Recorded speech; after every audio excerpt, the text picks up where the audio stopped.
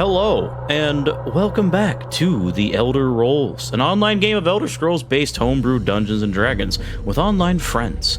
I am your host of the channel, Shade, also known as Plague Dr. Shade, and here with us, as usual, is lovely co-host and Dungeon Master, Soul Angel.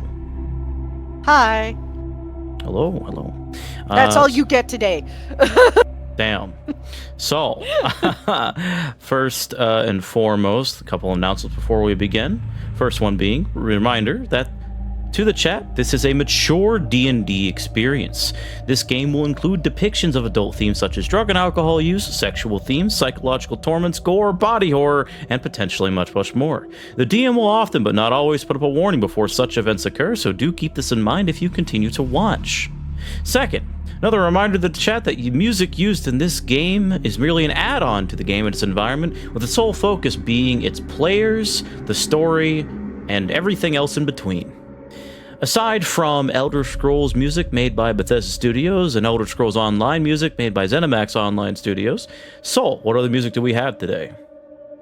We have music from the God of War series, God of War and God of War Ragnarok by Santa Monica Studios, Baldur's Gate 3 and Divinity Original Sin 2 by Larian Studios, Darkest Dungeon by Red Hook Studios, Destiny 2 by Bungie Studios, Elden Ring and Bloodborne by From Software, and finally some Witcher 3 by CD Projekt Red.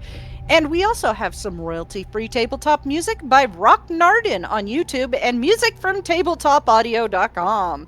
If you're interested in fantastic free mood setting for your tabletop, please check them out at tabletopaudio.com. Give them support. We are not sponsored, but tabletopaudio.com. You want to sponsor us? Just hit up Shane. We are not sponsored indeed, though I would love that. But anyway, outside of that, third, we are in a lovely Discord server. That Discord server also houses a system that Nox, myself, and Soul are all writing with Nox as the primary illustrator. That would be Esper. Soul, would you like to talk about Esper? Or the Elder Scrolls Prophecy role-playing game is a mechanics-heavy, narrative-driven system that allows you to build your character how you want and specialize in narrative or combat interactions. Even though this system is built for stories and customization, it does strongly support combat and more combat-driven campaigns. If you are interested in joining us in the beta test phase, which will start as soon as we finish the beta book, please join us in the Esper server pinned in the Twitch channel or down the description of the VOD on YouTube. More testers, both player and GM, are always appreciated. As an additional note, Esper and the Esper team will never use generative AI. We will always write everything by hand, balance everything by hand, and use real, official Bethesda artwork or art drawn by Nox himself. Shade. Indeed. Last but certainly not least, if you like anything here, you like us, the story, the environment, or whatever, if you do me a huge favor by interacting with this video, liking, commenting, subscribing, and ringing the bell notification so you never ever miss an upload. That's it for me. All right. With that being said, are we ready to begin? Yeah. Yes. I just like Siren's nonchalant. Yeah, I guess. Yeah. Yeah. I was referencing something nobody would understand. Yeah, dog. Yeah. It's fun. Somewhere, somebody watching the VOD 15 years down the line is going like, get that reference? Yeah, some like random, just like retro gamer in the audience is gonna be like, I know that sound. Last we left off, the party rushed off to aid the middle-aged Imperial woman to help her fight off the strange one-eyed creatures. After a stream of them came in, each of these creatures fell one by one, mostly to Morikar and Volendrung, but much to everybody's surprise, Calyx, wielding his greatsword, was very effective. When the fight was over, they talked and found out that this mysterious woman was indeed the last Dragonborn, and she did not like the fact that Manmarco was the orchestrator of the rescue mission. She was entirely suspicious of that. She then showed that she stole some books that could help find Glarior and get out of this nightmare of a realm. Arn and Morikar did briefly bicker over cooking, and then she sat with Sorinda and fell into an old Nord tradition / trap of using friends, of which Morikar clearly didn't like very well. The party did continue to discuss Glarior more, and she revealed that Mora wanted Glarior more than he wanted her, likely, and Glarior would likely act like a wild animal backed into a corner. But they may get some luck if she helped approach him with the balance in hand. And as the night winds down and the party picks their order for watch, this is where we pick up. So Arin's gonna take final watch because she is an early bird. Gross. First watch. I think that was Calyx and Sorinda. I don't actually remember. It was. If nobody remembers. Yes, it was. Oh, it was. Okay. Swag. Oh my gosh. You two keep getting stuck together. What the hell? Improv, This one's go. on purpose. Who's Spotlight second on watch? you. And we cannot include the T-posing Rivari in that, okay? I think it was. Damn it. I think Arn said she was taking either second or third. I No, don't she's remember. taking third. Last watch because she's an early riser. Probably Morikar and someone else then, whoever. Jari was gonna take last watch with Arin. I will take the one with Morikar. That Yeah. leaves Doll as de facto for second watch. Yippee. And third is Arin and Jari. Okay, there we go.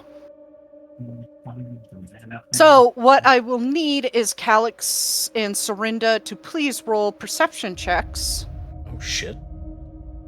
Yes, Rivari gets EP privileges again. Don't forget to give her a crazy straw and sippy cup full of alcohol. So true. There it 2 is. shots of vodka. Yeah, 2 shots of vodka. You gotta also mix in the milk and let it sit so it gets all curdly and chewy. Oh, gross. The second you said milk, I was like, oh no. And that, kids, is why you gotta drink your White Russians quickly.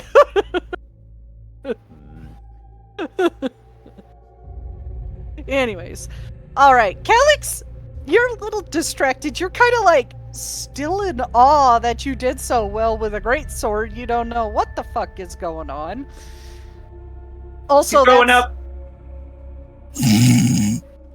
the Dragonborn is a saucy middle-aged woman. What the fuck? Sorinda, you're paying more attention. You do look around and you do see a watcher going across the darkened green sky toward the south. Like a watcher on a mission, or is it just like wandering that way? On a mission. It's Alright. just like going full speed toward the south-ish. Ahead. About in this direction. Which direction I didn't see. Tabletop up in this direction. Okay. Well, Right down. Okay.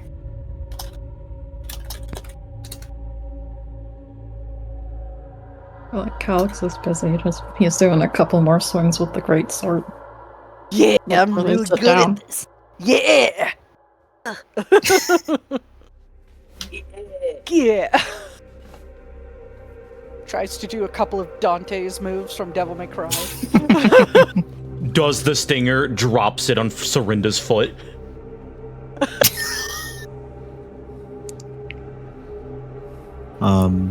Tries to spin it. Thought he was playing Devil May Cry 5. He's playing Devil May Cry 2. Oh No, he's playing Devil May Cry 4. Well, he's gonna get caught out of bounds because that game ain't finished. Yeah, that's true. Calyx with the fucking greatsword. What the hell is this? Calyx is like swinging his sword around. Sorinda looks between him and the Watcher. You having fun? I want to preface that the Watcher is pretty high up in the sky. It does not notice you. Because it may have eyes everywhere around its body. It, oddly enough, does not have an eye on the underside. Makes you wonder if that's where it poops from. Design flaw. How does he poop? From the bottom. Do they just like, this is the equivalent of bird poop in Apocrypha? Oh, everyone hates him. He's like, oh, not another one of these guys. Like Story. pigeons. And I'm not going to hurt anybody's feelings because he's dead and his ashes are currently on top of my wardrobe. My dad got pooped on by a seagull when I was a kid. Oh. Core Got memory. shat on by a crow when I was in first grade. Sorry, that was my Right failure on in the his past. bald head. That's some like villain origin story shit right there. Well, why are you doing all this? Oddly- A fucking bird shat on my head. You know what? Valid. I would crash out. Maybe that's why he didn't pay child support after the divorce. Damn. Damn, bro, same. Notice I'm not hurt by that anymore. Anyways. So I guess he'd be like, I don't know if I'd say fun. I just still feels so weird that I can do this apparently. It's like this body has a memory of its own, I guess. All bodies do. What, I suppose you don't know what happened to yours, but... Do you know if you even have one? I think he phrases mid-strike at that. Me and Marco did bring it up with you in private. You even real, bro? Yeah, are you even real, bro? It's gone. Anna Marco told me that much.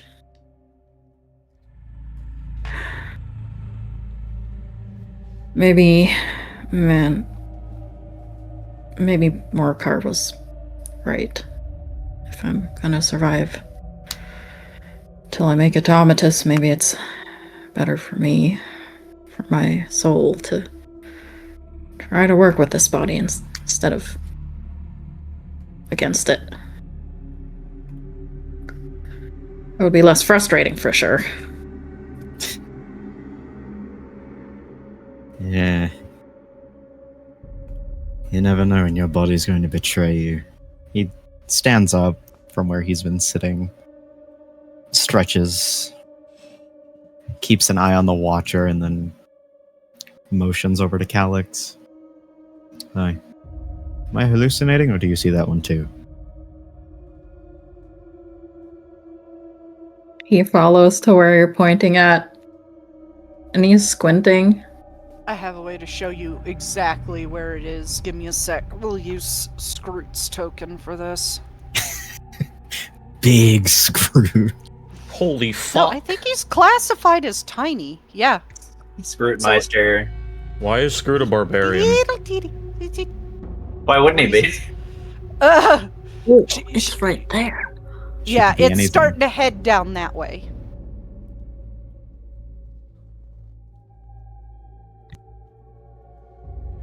It Yeah, takes him Scrut's a like tiny. 5+ seconds.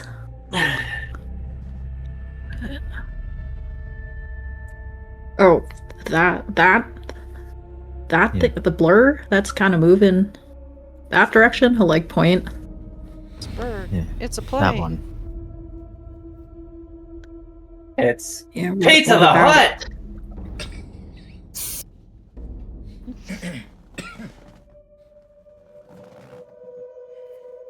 it? Isn't that the direction that Cypher Smitten is in? Roughly. He like shifts the way he's standing a little bit, cocks his head to one side. It's not going directly to Cypher's Midden, I don't think. The path is a little off.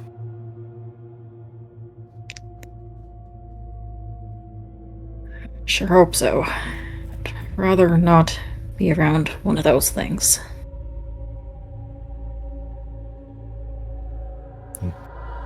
Shakes his head. Not if I can help it. Would you say you fought a Watcher in the arena? Serena? Maybe.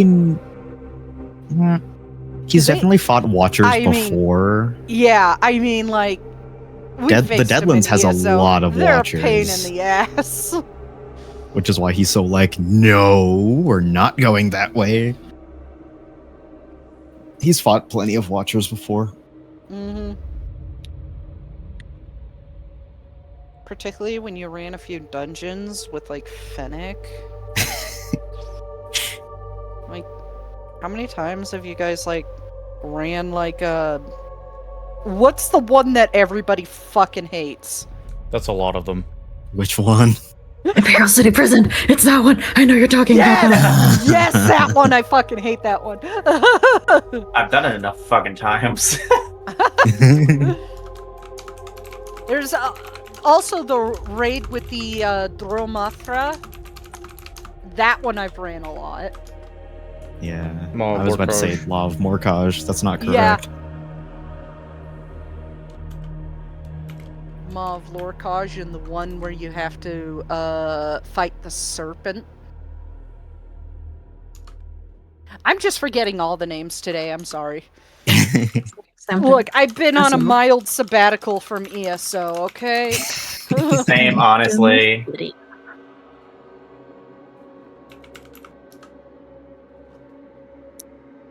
I tanked for the first time in months and died to the hop minigame, and I just cried a bit inside. Ugh. No, it's fine. I haven't done that in like This years. is why I heal. The pain, the pain. Smiles and tank. I have the stupidest build on Fennec in ESO. People hate me for it. It's like Necromancer and Dual Blade Assassin. Oh yeah. It's I the would damage Necromancer validate and Dual that. Blade Assassin. It's actually not optimal at all. It's really bad. I did it for lore reasons. Bro, I'm like one of the top parsers in our trial group, and my build is not optimized at all. It's very funny. It's awesome. It's great. Sorry, Spotify is way too loud. Serinda will look at Calyx. You fought well today. Never look more natural.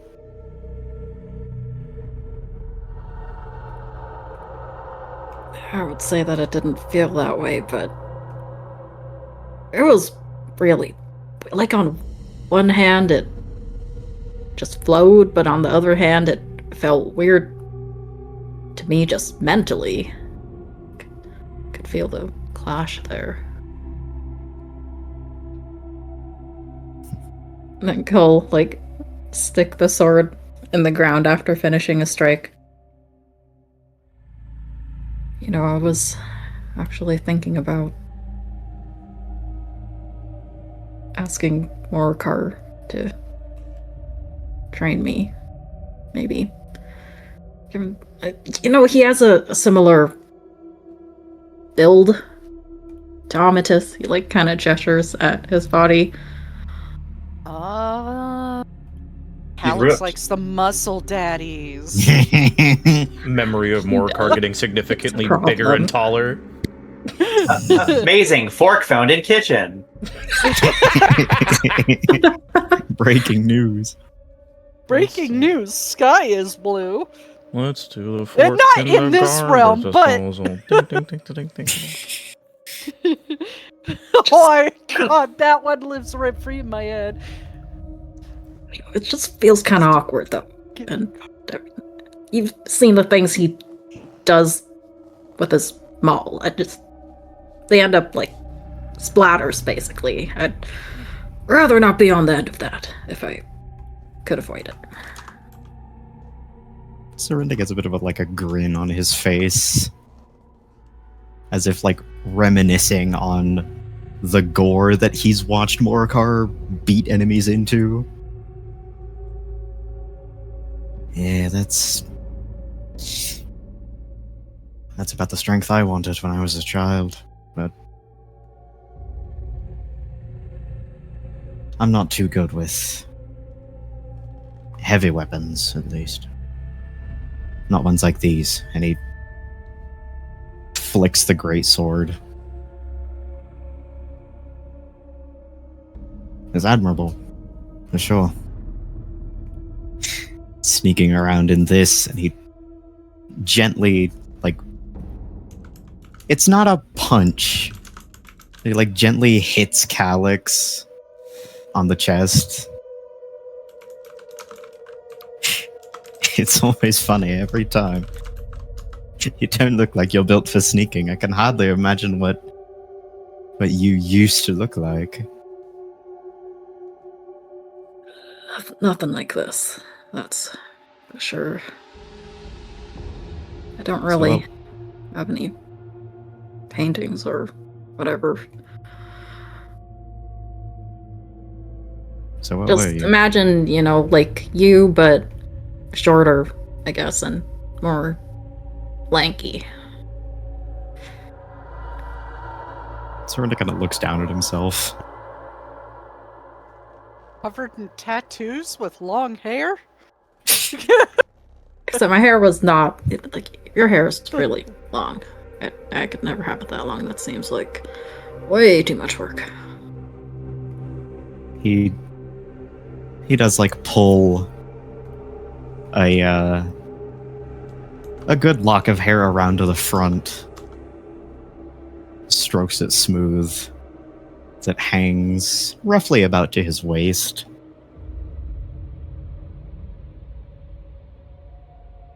I used to have rather short hair. Not terribly short, nothing like yours. But he gestures to about his chin line. I never let it grow past here. And then I just stopped caring.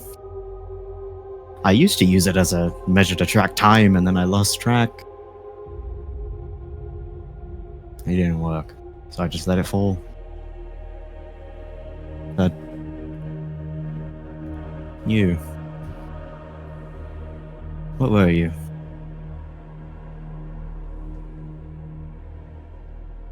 What are you? What do you mean? What was I?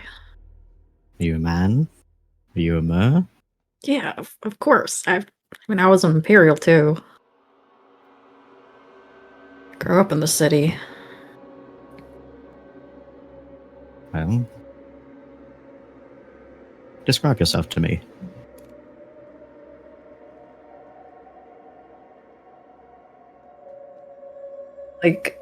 Awkwardly put his hand on his forehead, I guess about yay tall. It's shorter than Amatus. Shaka, bright blonde hair. It wasn't as long as this. It was a bit shorter than Amatus kept it. Usually had a bit of stubble on my face. I didn't keep up with that. And I was a lot more dexterous than this body. Wasn't very strong, though. That he definitely had on me. Was light on my feet. Used to wear a lot of dark colors. It might be a bit cliche for the Thieves Guild. Not too different from what Shari wears, actually.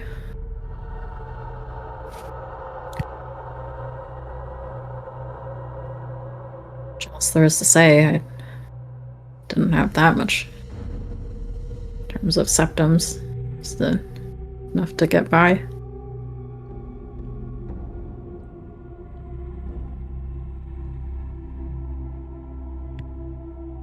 Sorinda nods. He slowly pieces together the picture.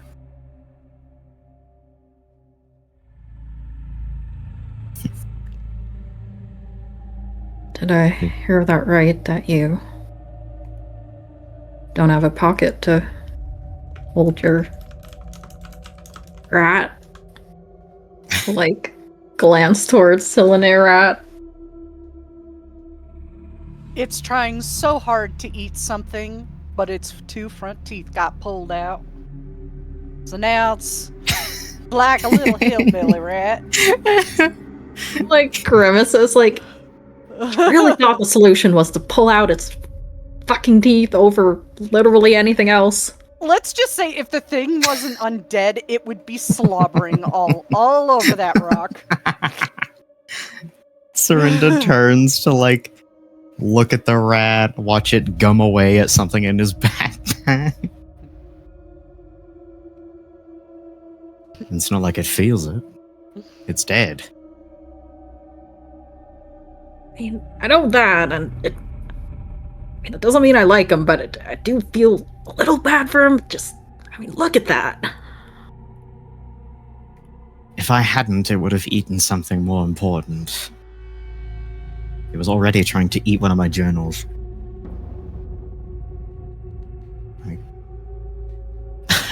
I can't lose those. That's my whole life.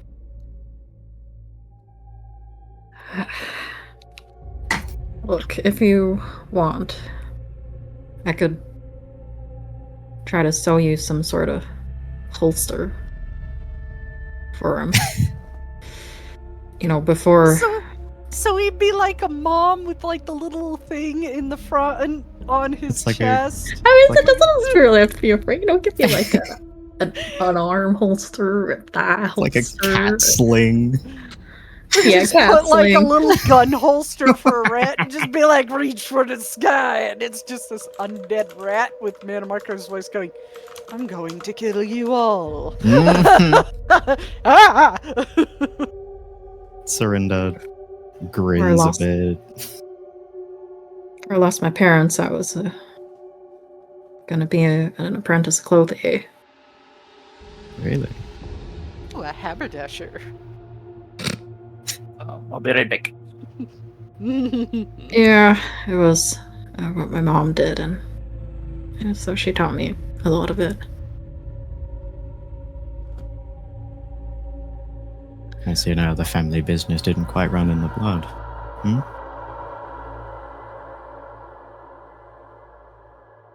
Well, it did. I like to think I was pretty good back then, but let's just say that opportunity fell through after they kind of like does the across the neck, like. Sorinda shrugs. As it happens.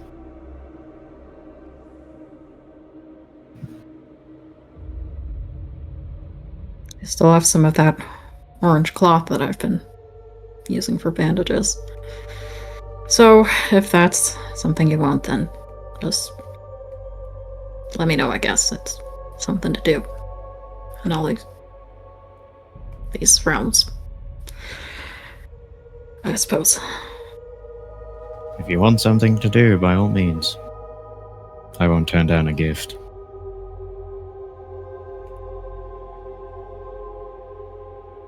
Okay, do you want like a crossbody kind of deal, or something you can strap on to, you know, your your leg or across her waist. Maybe a hip holster. Holster. He'll pull out the journal Taliesin gave him. He's just writing down stuff. Okay, I'll take a stab at it.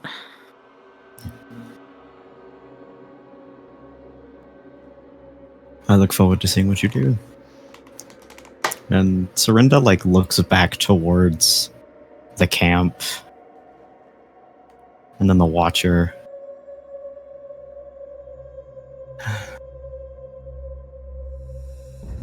I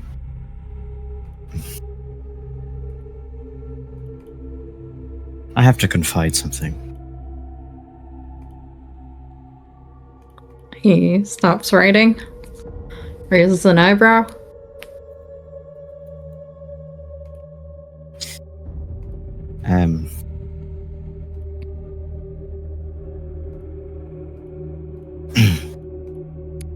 So, I'm a man of few fears.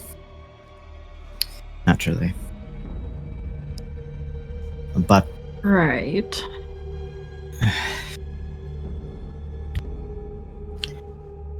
there's been one that I haven't been able to shake since I don't remember the year. Second era, shortly after the plane milled.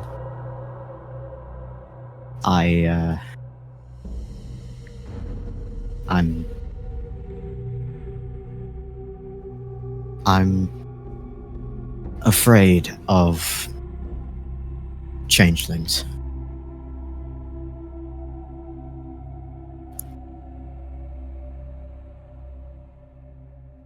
His brow furrows with a confused look. I'd ask you if they killed your family or something, but... No. There was an expedition into Valenwood in which a rather pompous Mer of the Mages Guild, I never liked him at all. Less so after what he did, but Somewhere Vanis Galarian sneezes. Anime logic.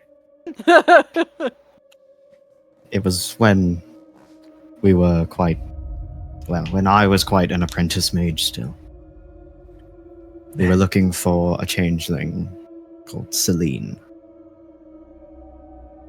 And, oh lord, we found her. Or rather, she found us.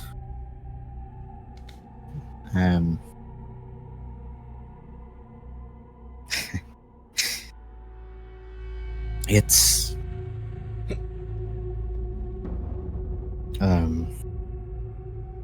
very few people made it out of that excursion. Question, didn't we, settle that last campaign that Fennec was on that expedition too? Yes. Everyone was on that expedition. Even me, not the character, me, the person. Nah. Everybody whole- who plays ESO. A whole 30. It was a very big expedition. That I'm means, in- audience, you were on it too. And you were there. I'm inserting Serinda into the Mages Guild group that went. Mm.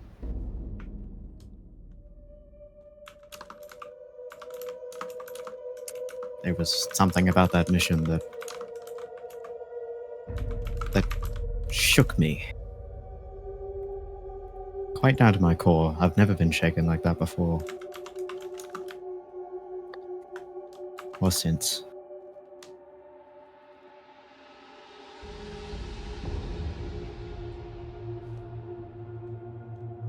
Even after a millennia. Whatever you saw must have been pretty bad. I was no stranger to death. I'd seen many Good men and women die. But it was something about them. There were many. They were all under her protection. But they... he like winces, staring off into the distance. They were men, but they acted like animals. I looked into the eyes of one.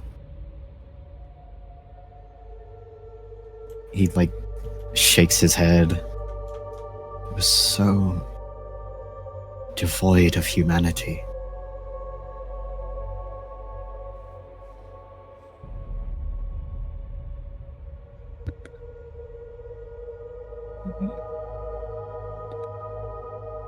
Aaron said that the one we're looking for used to follow him. I'll just like point at the sky. So maybe he's not like these other changelings he met. You know, maybe he's never met this Selene. She could be dead. That was over 1,000 years ago. Now, the thing about changelings, they're nature spirits. True changelings are very hard to kill.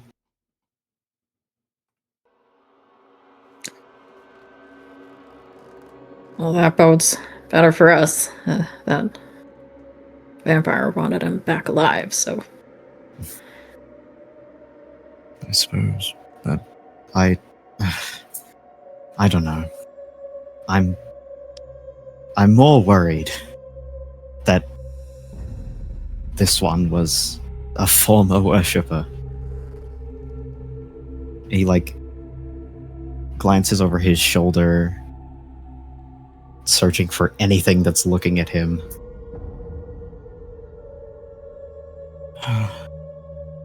Ever since we set foot on this hellhole, I haven't been able to shake the feeling that something is always behind me, looking at me. Like I can't take a step without it. Like I can't take a step without... It's like I'm being recorded. Every move I make, every breath, every word. And you put that in the eyes of an animal. He genuinely shudders.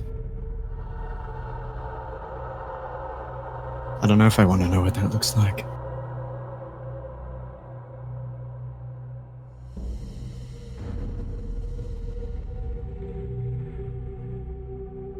So you're worried that he's lost it? Yes. And from what she said, it sounds like he might have. It sounds like this one behaves more like a beast than a mer. And that... Yes. That's exactly what I'm afraid of. Well...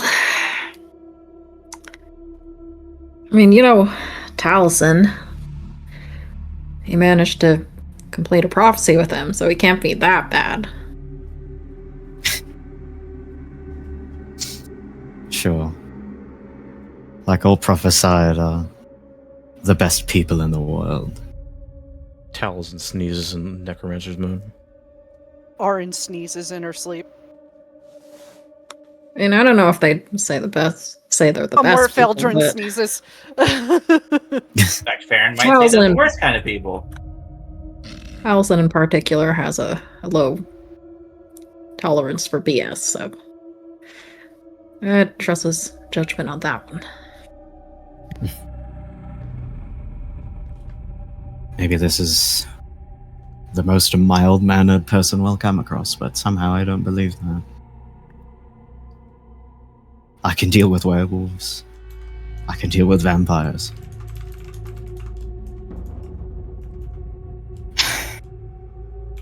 But not a change. Well, if we come across this one, You're welcome to hide behind me if that makes you feel better. And Ravar and I pretty much did that when we were from the Hack Raven, Sanguine's realm. So consider it a favor returned. Serinda shrugs. Very well. But mark my words. They're dangerous things.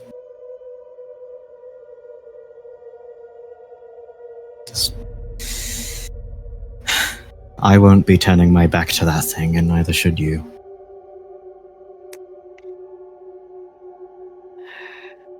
Noted.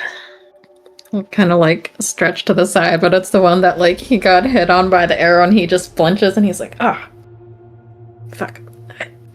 He never hit you with the arrow. Oh wait, no, his Okay, arrow. with the Mine. you'll see him kind of like put a hand to his side and lay on hands, flesh magic the rest of the wound away, and the obsidian shards kind of just fall to the ground.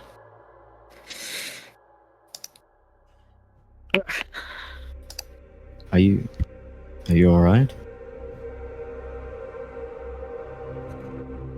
Well, right now, these fuckers will like pick up the shard.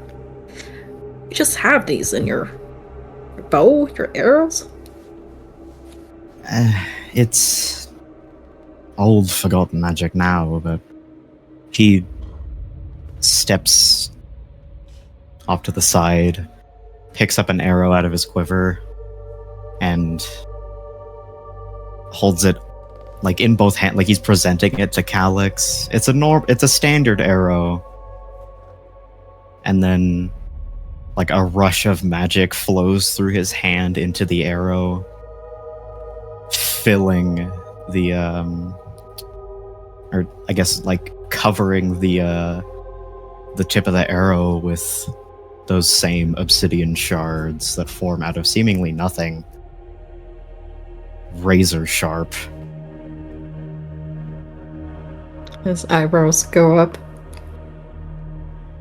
Yeah. Never seen something like that. You know, after all of those years in the arena, I thought you'd be a better shot.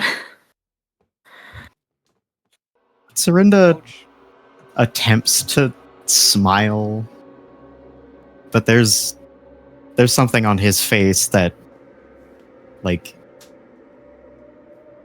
it's a strange look to see on him. He almost looks hurt by that. Yeah. Did I hear you right after the fight? You said you're still getting used to something? To what? Maybe this face is distracting, but standing next to your target. You're a very convenient target, Calyx, I will say, but no.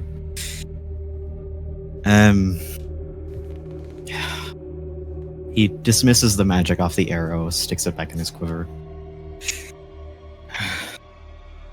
I was a much better shot. I was a very powerful spellcaster. I was the Maelstrom Arena champion. Undefeated for 1,000 years. And now...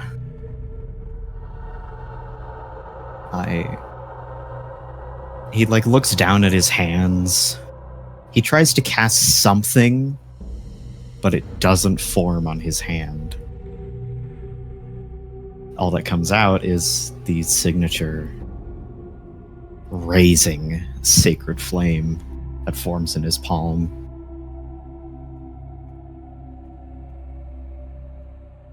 Leaving that arena, either did something to me, or maybe it was having my Magicka stolen. I can't cast what I used to. I'm not as good of a shot as I used to be. It's... I know what I'm capable of. I know what spells I can cast. I can see them. I can taste them. I can feel them. And then when I try to call them up, the same thing happens as he tries to call another one. Nothing. I'm weak compared to what I used to be.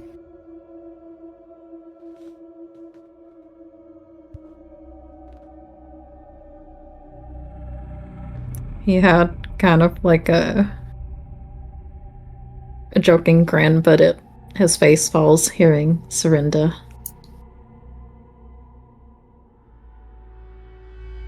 Oh.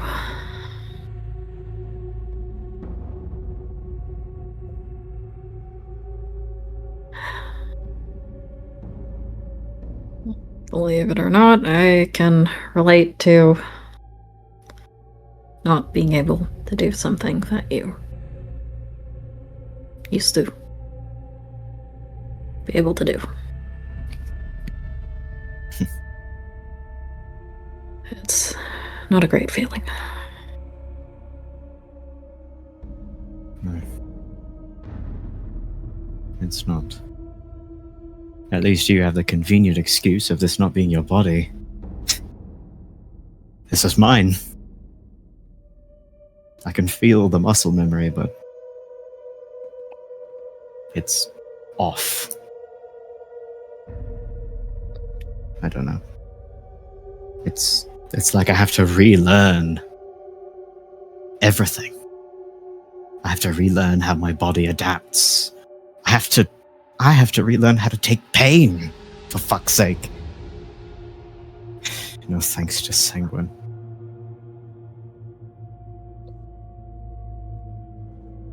If Sanguine was able to help,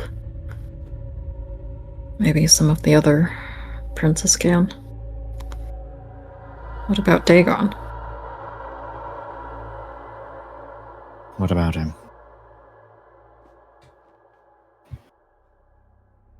Would he be able to help you? I mean, you've been a follower of him for a really long time now. I'd have to earn it. I'd have to prove again that I have what it takes. That I have the ambition to reach up to his level and take what I need. Again, as if it wasn't so easy the first time. But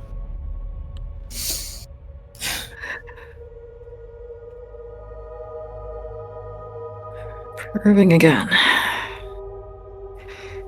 I'm already over all of this stuff with princes and proving it's really no different from the divines. I'm learning. Well, I guess except for Stendar, they say his mercy extends to all. Unless you're one of the 5 abominations now. I guess just filled me in on that. and what abominations are those? I'm not well learned on the Aedra. Oh, off the top of my head? Okay. What do you mean you weren't prepared for every question I had? What do you mean you don't know this tiny iota speck of a piece of lore? Why aren't you EUASP? Fail E. Yeah, why don't fail you have RP UESP Thorn. open? You're like Jotty. You're Daedra? Shit, I really should put those 4 abominations. Elders? Oops. Calix Here we holding up his go. finger 1 second on his phone. Yeah, he has his phone out. Presses the button. Just one moment, real quick. Siri. If you're a Daedra, an undead, that one feels pretty broad. And the new one, thanks to a certain prince, if you're a revenant. Actually. Yeah, right. His grace extends to all. Serinda's face falls steadily. If his grace extends to all, then where was he? He frowns deeply at that. Don't know. I tried praying to him, and I found myself in this body. I thought maybe he'd do something to help Amethyst. He was one of his greatest paladins, after all. Well, okay, maybe that's slightly biased, but I mean, he was a damn good one.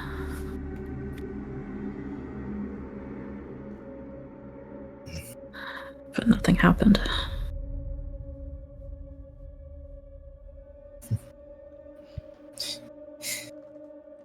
And that's why I don't believe.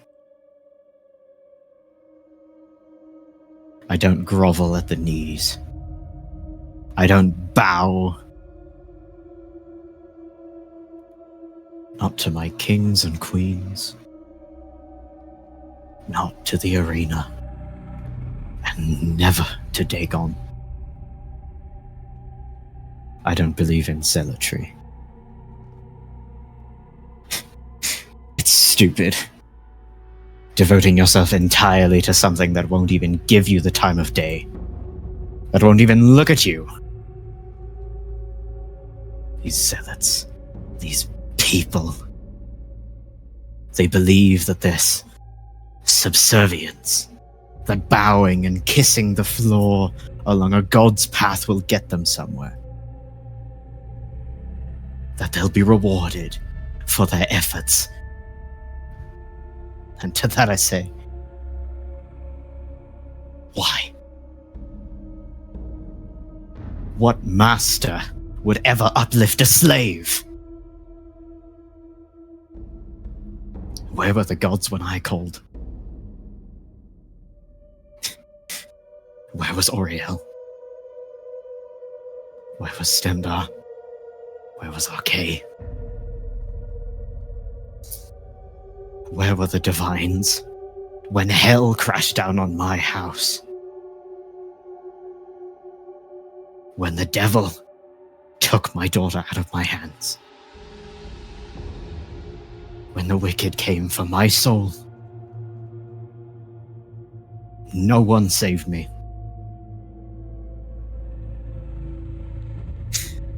And these zealots, all the paladins, all the clerics, all the priests, they believe. And they think if they believe hard enough, they'll be rewarded. That something good will come of this, their suffering.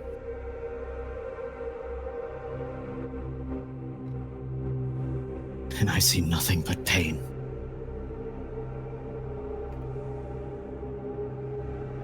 Don't get me wrong. I don't worship anything or anyone. I believe in power. Otherwise, I wouldn't have devoted myself, in part, to Mehrunes fucking Dagon. I wouldn't have made it this far if I slaved after him.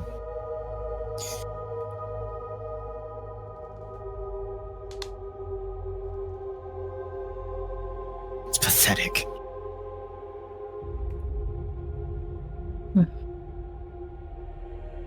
You know, sometimes I wonder what it'd be like if none of these divines or princes existed. Maybe it'd be easier, but I don't know.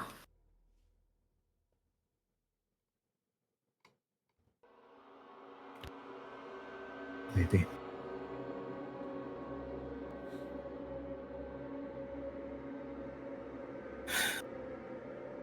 I think that the world could do without the divines. And the world could certainly do without the Daedra. And then what would be left? But the pitfalls of mankind. The selfish and the greedy. The strong men stepping down on the necks of the weak. Their diamond heels digging wounds into the backs of wretched necks. He does clench his fists, and he shifts his jaw. There would be nothing but castes. The rich above the poor, the big above the small, and the rule of beasts. Blood for blood. Would it truly be any better? Would it be worse? If we were all equal, we'd still find ways to make war. I know I would. I would find a way to come out on top. It's just who I am.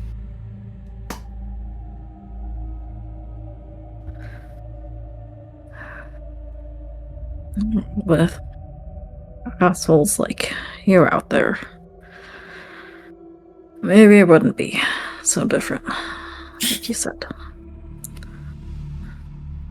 And I guess the divines aren't so bad. After all, it was because of their worship that got this thing. And he'll pull out this thing from his pack, which... So there's this item in ESO, which is an art book, and it's called Allure of the Sweet Roll. If you're familiar with it. What he pulls out, yeah, I guess, okay, in case you don't know what it is, it's basically, I think the description for it is something along the lines of like, an art book depicting healthy, unclad Imperials holding artfully placed sweet rolls. So what he pulls out is basically like a charity calendar, like, you know, one of those like firefighter calendars, but it's for the Divines temples. So it's like, you know, there's like different ones for like Mora or like Stendarr or like, you know, all of those. And he'll flip to the Stendarr page and it's Amatis posing. That's funny. I mean, this is worth something. Nice. That is so gay. Serinda Hey, like I'm leans just down. saying. I'm just saying, that's what Mana Marco wants in return. Right there. That. Mhm. For research. For research. Research. Serinda like leans down to look at the page.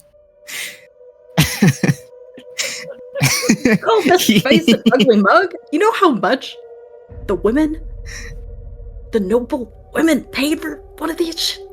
Yeah, women, sure. Just keep telling yourself that. Oh my god, it's the case of all the women are fawning over him. He's gay. He is the women. It just points to him. Like, oh, I wish I could have married him, have like make sweep rolls for me naked. He's gay. So how did you get your hands on this? Unless you're secretly a noble woman and have been lying to me this whole time. A lovely noble woman. Oh my god. His face goes red, and he slams it down. No, this was in his home. I was in his body, so I was in his home. It was just there. I bet you were. And you took it with you. Oh my god, he's a stalker. So cute. It was just something to remember him. I was not thinking straight back then. You're not thinking straight at her. He puts his hand in his head in his hand. When did he think straight? God damn it, you guys are making the joke that I want to make. Shut up! Well, that's what you get for having a chat full of gays. It was just on his desk, and I swept the stuff into his pack. I was kind of in a rush when I was leaving, so it just happened to be there. His face is just in his hand. Are you capable of thinking straight, Calix?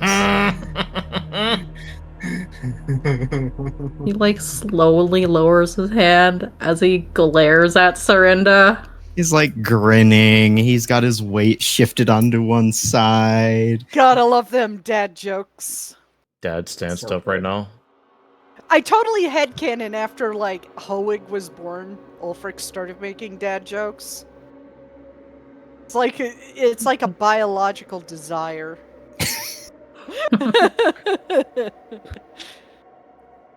He just grabs the nearest pebble and chucks it at him. It's about... swats it away. Oh, come on. It's about this time Morakar and dolls start waking up. Either way, I don't blame you. Sometimes things keep you going. He does reach into his pocket, where he keeps his pocket journal, pulls it out, flips to the front page. It is an old fucking book. It's withstood the tests of time remarkably well, but goddamn, that thing is old. And he shows off the first page, and drawn there is a Dunmer woman. The page looks well loved. Some of the sketch is gone from where he's held onto it, washed it away.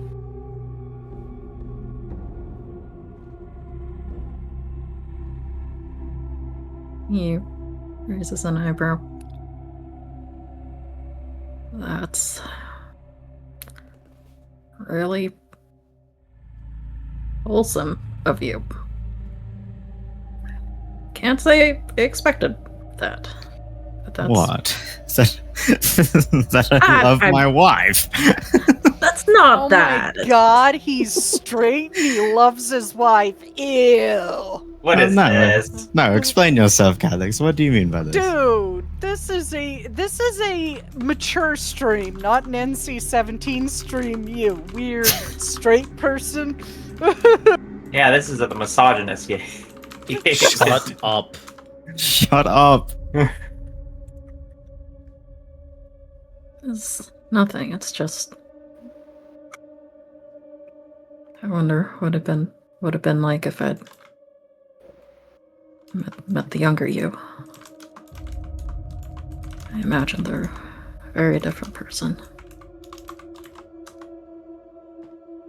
Serinda's smile does temper and then fall. He looks down at the drawing passes his thumb over the blank spot where he's done that 1,000 times before.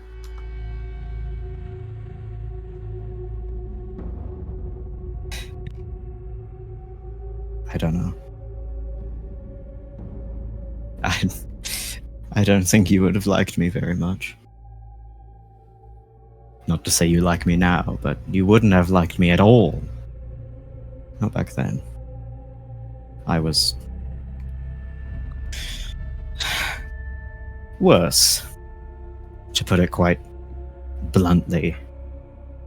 I was aggressive, even more so. Not nearly as mentally stable, which tells you a lot, right? He's arching his eyebrows so high at the mentally stable part. It's very hard to believe, yes. But there was a time when this, and he like gestures to himself, was so much worse.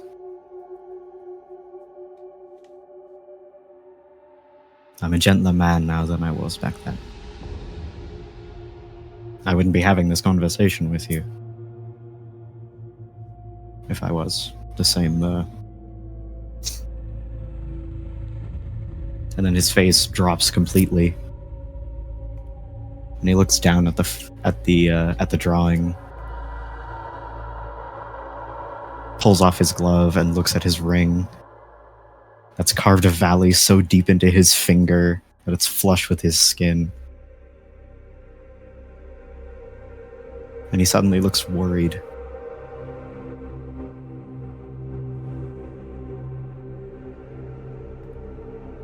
What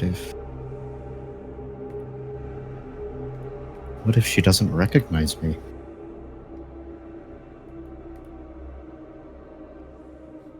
What if I don't recognize her?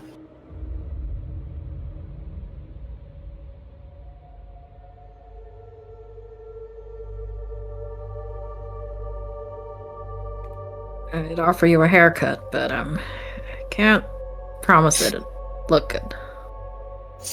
My old haircut did not look good, Calix. If she sees that, he'll point at his ring. She'll recognize you. Never met her, but I'm sure of that.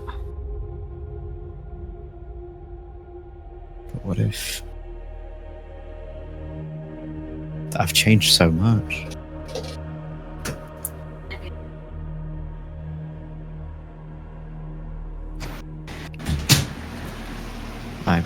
I'm not nearly the same man. It's not physically I'm worried about.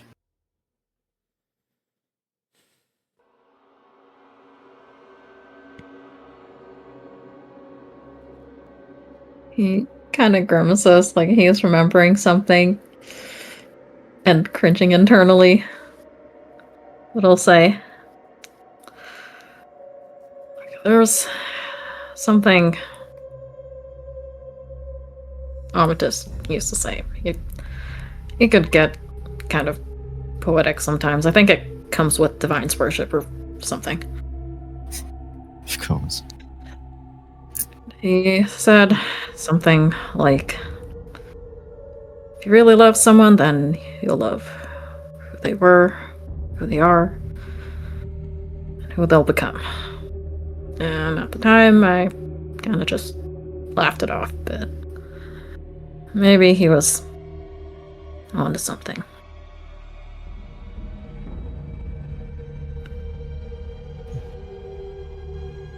About this time you hear Morakar and Doll starting to move around for their watch. Maybe.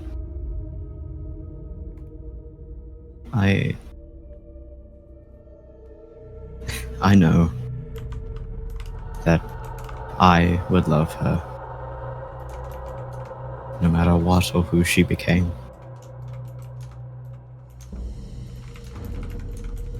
He takes a breath to say something else.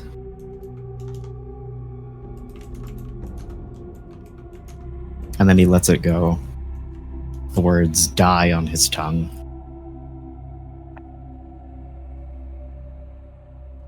I'm just not sure. He can't say it, but he isn't sure she would do the same.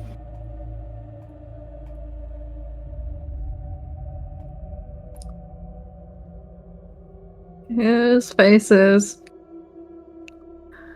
contorted, looking a bit guilty, but it quickly goes away as he clears his throat. Well, I think I hear the others starting to wake up. We better get them ready for their watch. Because he can hear doll honking her way over. Jingle, jingle, jingle, jingle, jingle, jingle, jingle. Serinda Where pulls did his you glove get a on. bike horn? Don't ask questions. Doesn't even have any horns or anything. Just does that naturally. Yeah, I, It comes out I literally just did that with my nose. That was so good. And Serinda will kind of clap Calyx on the shoulder a little harder than he means to. Again. Thanks, chap.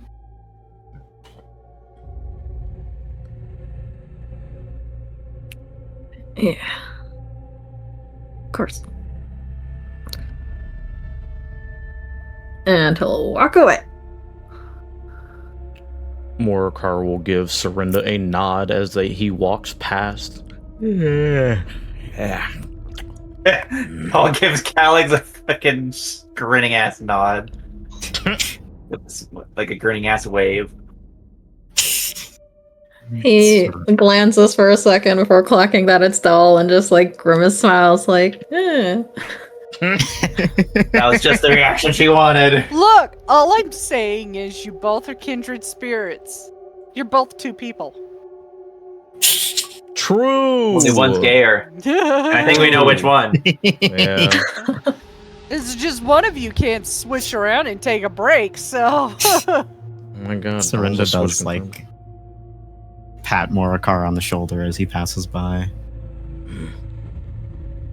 Keep an eye out for watchers. I saw some moving south. Hey.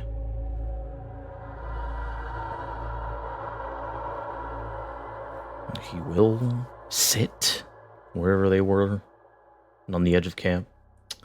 Now you and Dull roll me perception checks. Indeed. I told my A dog. beautiful puke green sky. Yeah. And it's all veiny with tentacles sticking out of it. It's almost like a dirty hentai. It's just like in one of my Japanese animes. What the fuck are you talking about? No, sorry. I'm gonna be casting guidance on this. Bonk.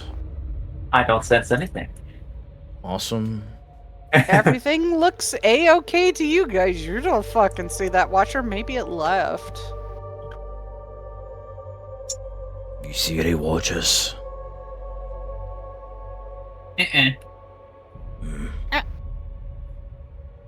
Perhaps it's for the best. Man, I love those spherical little freaks. How long have you known about them? I just met them. Ah. Remember, it's Doll. Right. And he will... Watcher? Hardly knew her. True. He will proceed to... Is there, like, any wood nearby around, like, any stray pieces of fucking driftwood or, like, scrap? Yeah. Okay. There is some piled near Arin's bedroll. She did a little bit of collecting while you were cooking, I Okay. suppose we could say. All right. Or while you were actually walking to the location, because she's always constantly aware of things and what she needs to do. Okay. I would like to use my carpenter tools to make something simple out of the wood that is given. And I would like to make a pole, which would be essentially a 10-foot pole. I don't think you can make a 10-foot pole with the size of wood she picked up. Not even with like tying it together. Tying it together, yes, but it's not going to have any like major stability for like holding weight. Okay. It could be used for like poking into the ink for stuff, but if you're going to use it for like vaulting or prying or anything like that, it's not going to hold together. Yeah, no, he's not. He there's no need for like prying or anything. It is specifically so if something is seen at a little bit of a farther distance, he can extend his reach. Okay. Yeah, then yeah, you could do that. Cool. With a little bit of rope, you might have to use some of your hempen rope up. I would say probably about 3 to 4 feet worth to get a good tie on each piece. All right, very good. In that case, I will have a shoddy 10-foot pole. Yeah, I would say that also takes you up a good amount of time to be able to like smooth it out, make them all fairly even sizes, be able to notch them and tie them together.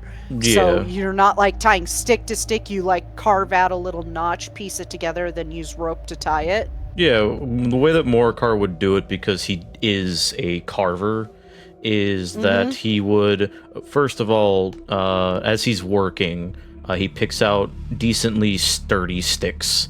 And while he's on the ground, occasionally looking up to keep watch, he will shave them down so that they are actually smoothed out and make one point particularly curved, so it's more like a hook.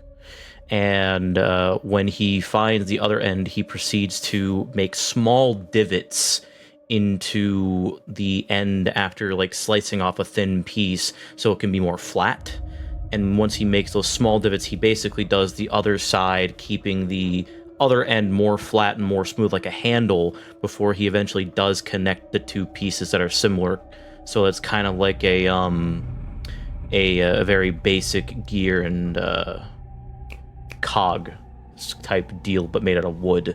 And when he does that, he's going to take some of the rope to essentially where that connection ends. He's going to tighten it very tightly around it, so it's a DIY styled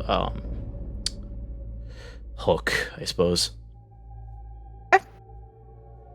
Yeah, you do manage to piece it together, and you can tell just by like holding one end of it, and it just bows a little bit, that this is not going to hold weight. This is going to be just purely for poking things with a stick.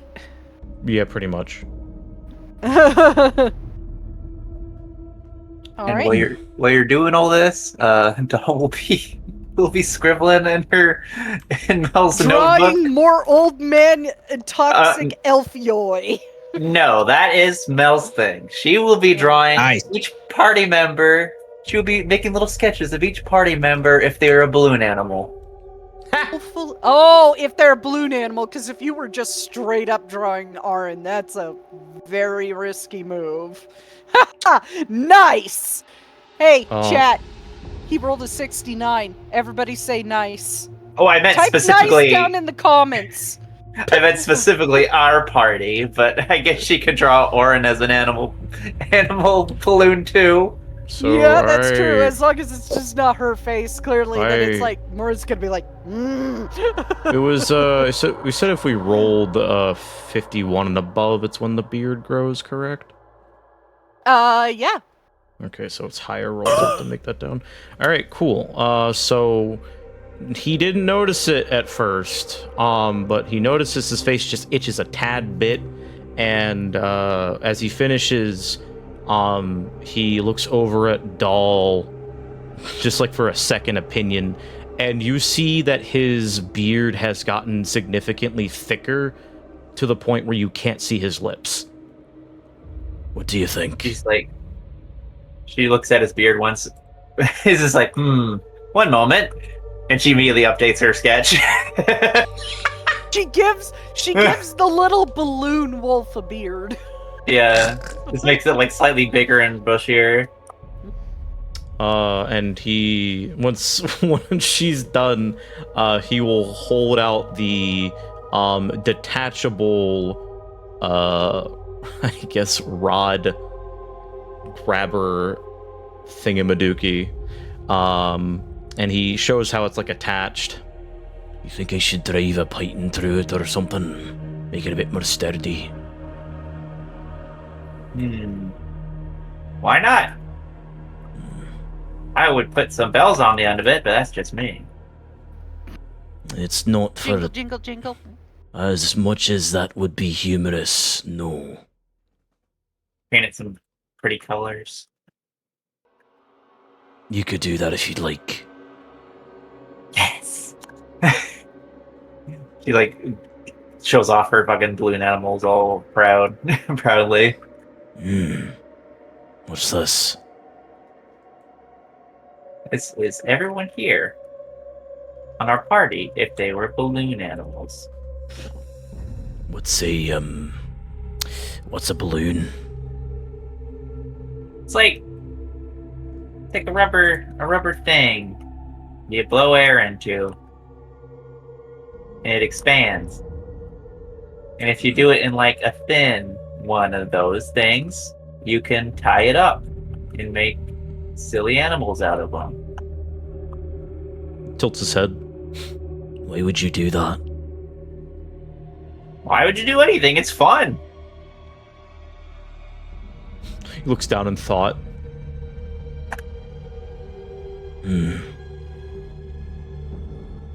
I'll just trust your word on it, considering I still don't know what a balloon looks like. But he'll look to the actual drawings. Who's everyone supposed to be? You see, I made you into a wolf. I need to think for a second. I don't know if these. I need to actually think if this animal is in Elder Scrolls or not. Are there giraffes in Elder Scrolls? I don't think so. Probably Damn in the it. Tanmere forest. Possible, yeah. I just don't Wait, recall I seeing got that one. in the bestiary.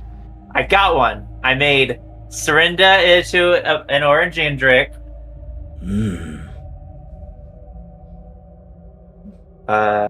Let's see. And you got Surrender me. even. Ooh, that's a good one. She writes that down. Of course.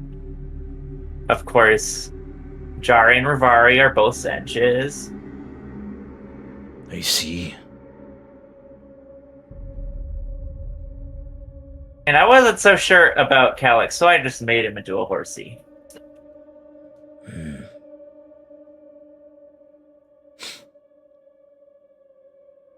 Now, what animal do you think on Miss Oren would be? The Nord. was a- Yes, the most elusive creature of all, Nords. I should say that his tone is flat, but that was phrased as a question. I'll give you a hint. Dragon. No. You're not here. Shut up. I'm here because I want to be. You just watch the purple-haired lady just slowly rise out of the ink, staring at you. Shush up, purple-haired lady. We're RPing here. I don't know how to make a balloon animal out of that. No. Are you referring to the Nord? Oh, yes. He's a Nord? Aye.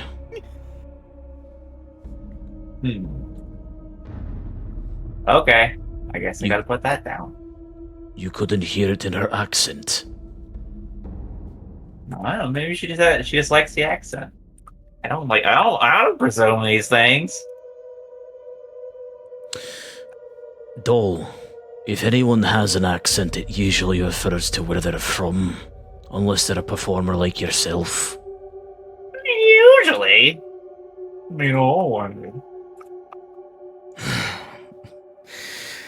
As for what animal she would be, I feel like turning her into a dragon would be too on the nose.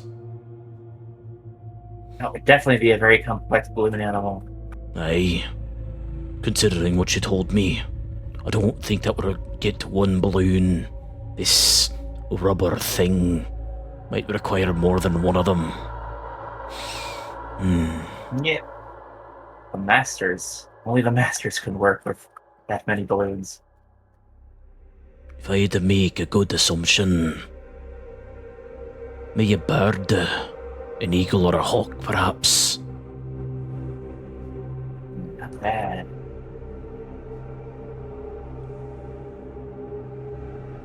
Birdies are pretty popular. She'll go back to sketching. Only reason I say that is because she could see Jerry in the dark before we even saw him. Wow.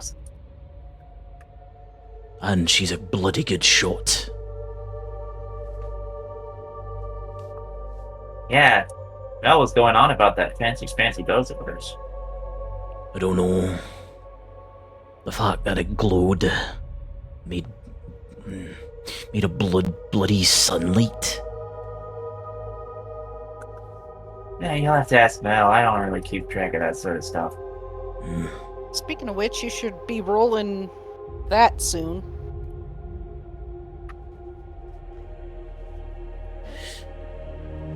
You can wait until you officially get up, or you could do it now. It's entirely up to you.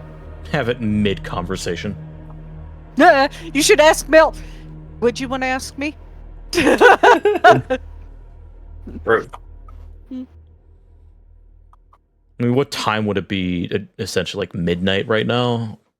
No. It's actually probably about 2 in the morning. We Yeah, could screw it, probably I'll do actually that. do it now. Yeah. I'll do the roll. Does the stink meter thing? Hello. Chrome It's just 2 crashed on me, what the again heck? for like the millionth time in a row. Chrome just crashed on me for some reason. Oh, Alright, I gotta get back in. Let me check the Foundry Discord. Are they bitchin'? That is the question today. No, there's no Wait. bitchin' from what I can see. Oh my god, it actually Mel Day! happens. Oh That- my god, she's alive in there. The I have to do narrative the stink called. meter. I'll have to do the stink meter thing again.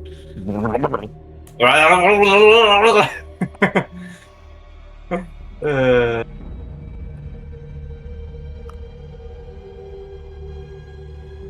yeah, Mel just like fucking shuts down for a second there.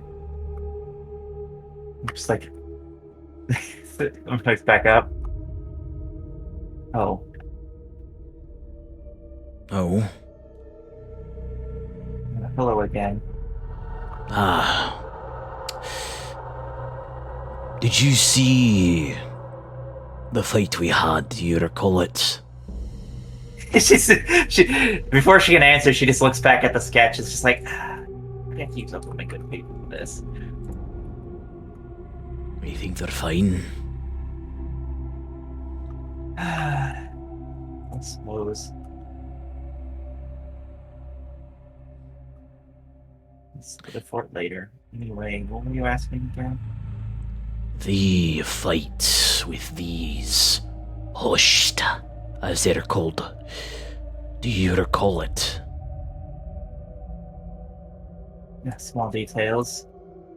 He's a bit frantic, so wasn't quite aware. Even though we share memories, sometimes they blur. The bow that the Nord has, does it have any significance? She like puts that. Roll a religion or history check depending on what is better for you. Religion, I will say, has a lower DC. History has a slightly higher DC. You will be given guidance, by the way. Do we get advantage for being Altmer, or Nope. You get a D4 Because from me. Akatosh is Ariel, so he's one of the universal gods, so it's...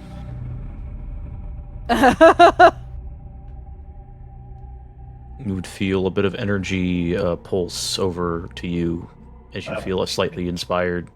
It's 3, 1, And to be fair, Wave, nobody wants to be in hentai world. 1d4. Except maybe Doll. 18? With a history check? Efficient. It is Ariel's bow. Yeah, it isn't just a bow. It's Ariel's bow.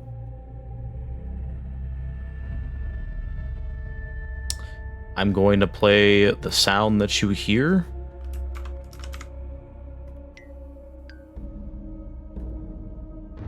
One of Ariel, I guess you probably know him as Akatosh's most important artifacts. Ah, so what is It's his most important artifact.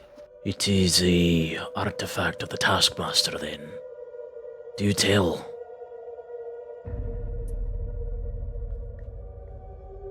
Well,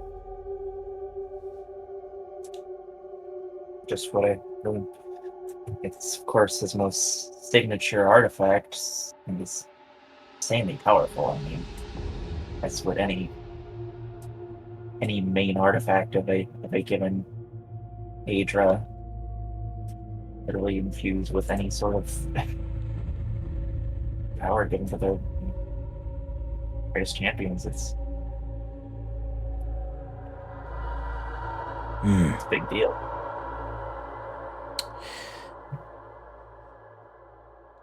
This Ariel, Akatosh, Periates, whatever name he goes under these days. I am curious, the one you spoke of, Ariel, is that in your tongue?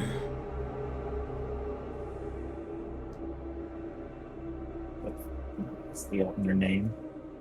I see. Grew up speaking. Mel, you would automatically know that Periite is not Akatosh / Ariel. Periite's a Daedra. Akatosh is an Aedra. Yeah, that's what I was thinking, and it's not. Periite and Ariel are not the same thing. Quite different, in fact. He At least tilts his head to according the to- side. According to my people's religion, anyway, I don't really know if it's any different.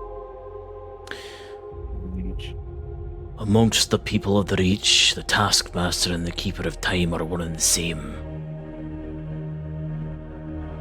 I see.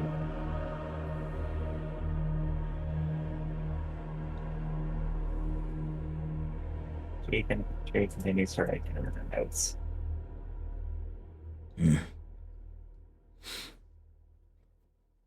Well, you said that this bow is powerful. A very important artifact of great significance.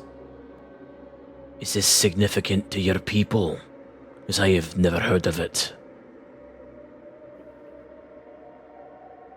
Well, I mean, it is in the name. Aye. Of course.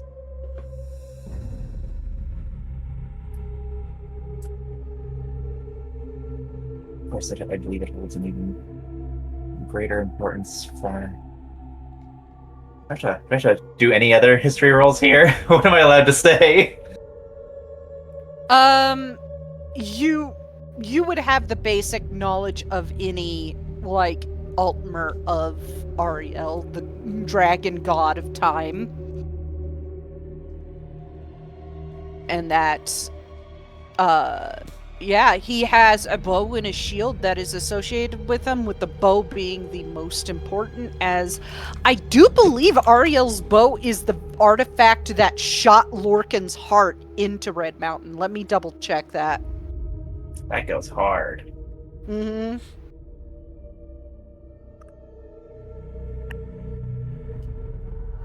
Ariel's bow. Let's see. Find work.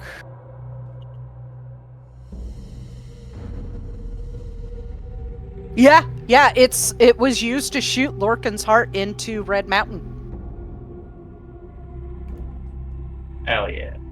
It is the very same bow that ended Lorcan's life, and yeah. Am I allowed to say this? I would say with an 18, you would know that. Yeah, I'm You're trying like cusping the edge there, because that is very, very ancient history. Yeah, it's Mel's a history buff, so I'm trying to figure out how much I'm allowed to say exactly. Yeah, no, she would know that. Okay. She doesn't know what happened to it up until, obviously, you just saw Arin with it, which she has it currently stuffed away in her bag, so Mora does not see it. Swag. Yeah, she kind of explains that in an eloquent way because my brain is fried by the heat. Yeah, that's fine. You would hate it here. It was like, what was the high today? 91. Hey, it was actually around that heat around here too. We just had a thunderstorm pass through, so it sucked up a lot of the heat. This I love it when it rains. tale sounds like some sort of mythos, though if it is an actual thing. No, look to wherever Arin was, wherever her tent would be before back to Dahl. Oh, she's just laying in a straight bedroll on the ground. She doesn't sleep in a tent. Look to where Arin is, and then back to Dahl. That is... It would make sense, considering what several of us wield already. I was unsure that the Divine Spirits had artifacts to begin with. Oh, that is nice to know.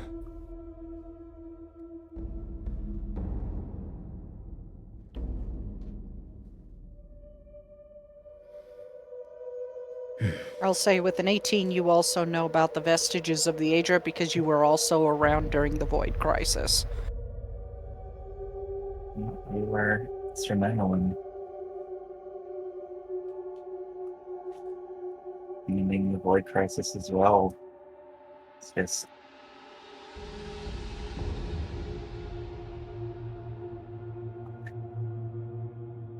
many things.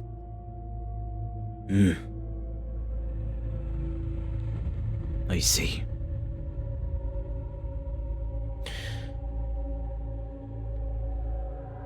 We will go back to sitting down and just taking apart the little 2-piece 10-foot pole for later use, now that he has something to do that can reach things, so he doesn't have to like carry it on his back because it'll be awkward. Time passes. I'm gonna actually forward time to the appropriate time, which will be... That's not a sun shower, just call that an ink shower. It's raining ink again. Arn slowly twitches awake as ink hits her on the cheek and sits up. She does wince because, fucking get old. Her back hurts. Real. Laying on the ground hurts. Slowly gets up and rolls up her bedroll.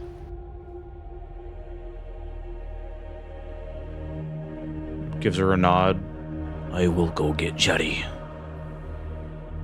Yeah. Okay. Mel gives her like a nervous bow and heads back into her tent. Yeah, she starts a very low fire. Just like so, where it's only very lightly reflecting for a couple feet off the rocks, but not enough to be noticed at a distance. Morcar goes into Jari's tent and pokes him with the dull end of Volendrung. Oi. He like shoots forward, and then you hear the Oh. clink as like his manacles snap taut. He will catch you by the shoulder. Relax. It's just me. He quickly reaches into his bag, takes the key, pops it off, and puts it back into his bag. Your time is up. Well, up for... He points to the entrance to the tent to go to watch. This one thanks you. Aye. And he will meander out back to his own quarters. He will walk out to wherever Arin is, and then very awkwardly stand there for like a good 10-15 seconds, and put like a very wide berth between them, and then sits down on like the same side, so they're both like looking out in the same direction. Okay. Go ahead and roll perception. I gotta pull up Arin's sheet.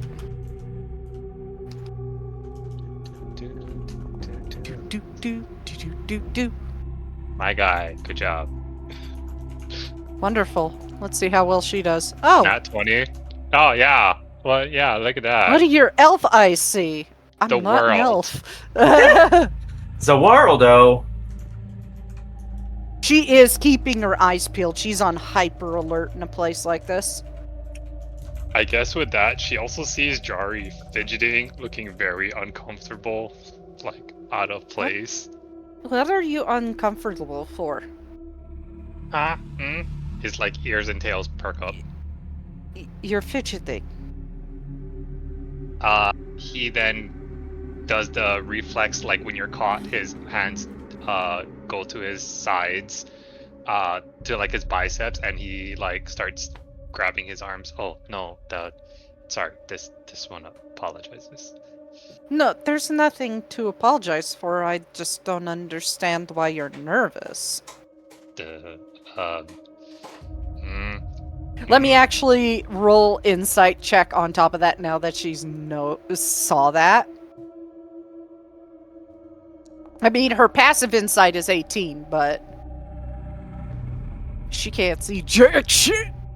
There's it's several. It's the like 1 uber powerful lady, 2 dragonborn, 3 queen, 4. I don't know. There's so many things about her that like he might have been used to dealing with nobles or royalties a long time ago, but even now it's far out of his wheelhouse. It's rock star status. It's like, I don't know, meeting a member of Linkin Park. You're like, ah! Yeah, there's very much of like, this isn't his world. He shouldn't be next to her. There's nothing to be nervous. Oh my god, it's Matthew Mercer. That'd be cool, though.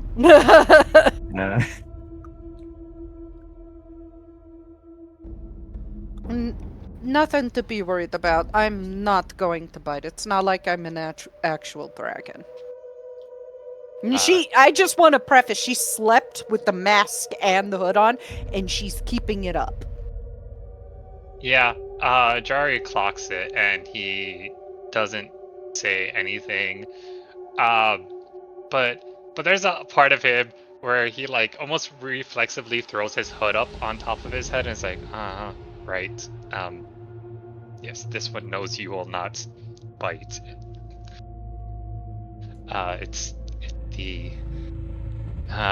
This one is bewildered by your stations, plural. About what? I'm just another person. Ah, I want to preface that the whole Queen thing, that mostly happened because I was the only noble woman of age in Eastmarch, and the other Jarls demanded Ulfric get married, and we were kind of already together, and I was already kind of pregnant with my first child during the Void Crisis. So that happened, even though I'm not a fan of politics. At the mention of the Void Crisis, there is a like recollection of like, oh yeah, like he was, I think, just old enough to remember seeing the sky be black, but then everyone knows that there was no main, and then he was like, oh yes, that. I do know about the main thing. Mm-hmm. Hopefully someday soon there'll be another eclipse to fix that, but who knows when that will be. This one was never much of a religious one, but even just them being a central figure, the ripple from that, it was even felt by everyone. It was. There were a lot of newborn Khajiit who died during those couple months.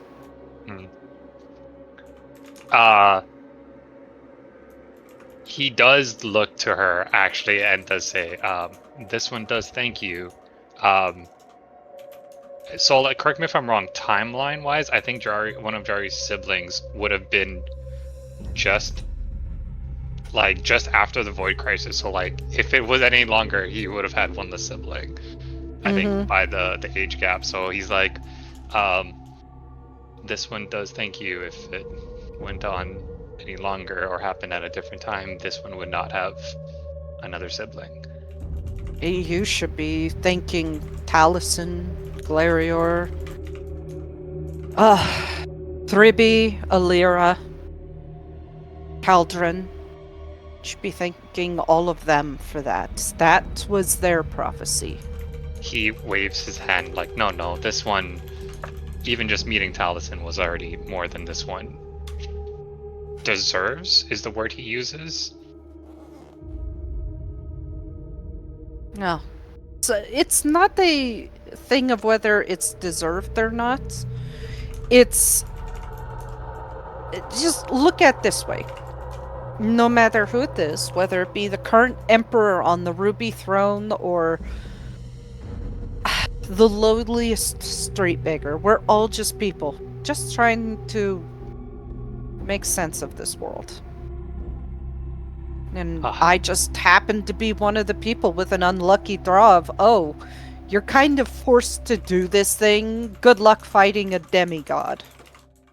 There is a brief, genuine smile when she says we're all just people, and he is just like, the only ones who have ever said that are the ones who have been in places outside of the normal or the bottom of the rung.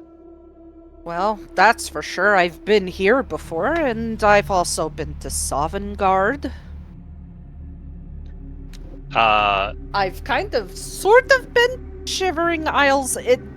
That's a whole thing. I kind of stumbled into one of Sheogorath's tea parties with Pelagius the Mad. It's strange. Thinking about her and listing off these like astronomical places, there's a moment where he remembers a conversation Sheila Shea said of like how he wants to travel the world like her. It's like, I had a friend who actually, when we met your family, mentioned they would love to have traveled as much as you have. No, there's always still a chance. I mean, I still traveled. That's how I ended up here. I was with Feldrin trying to figure out the airship thing. So, because we did look into it, Feldrin and I. This is not a prophecy. There has been no named prophecy.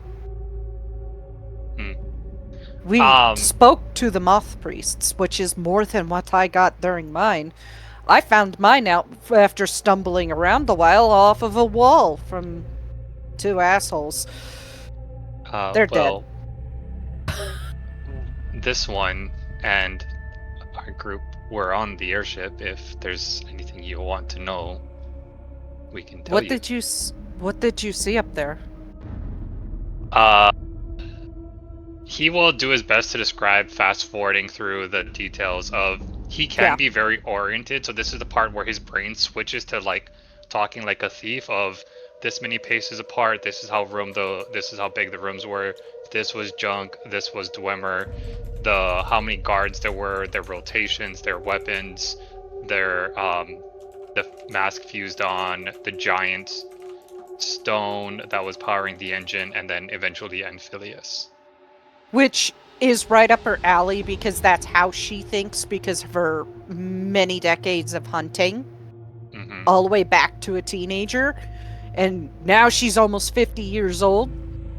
So she understands how many paces. It's like, that's how she thinks when she's looking into like where to hunt. Like, it's this many paces from my house to find where the elk tend to sleep. Mm-hmm. And all that sort of stuff. So she gets it. She nods. That's a pretty big ship.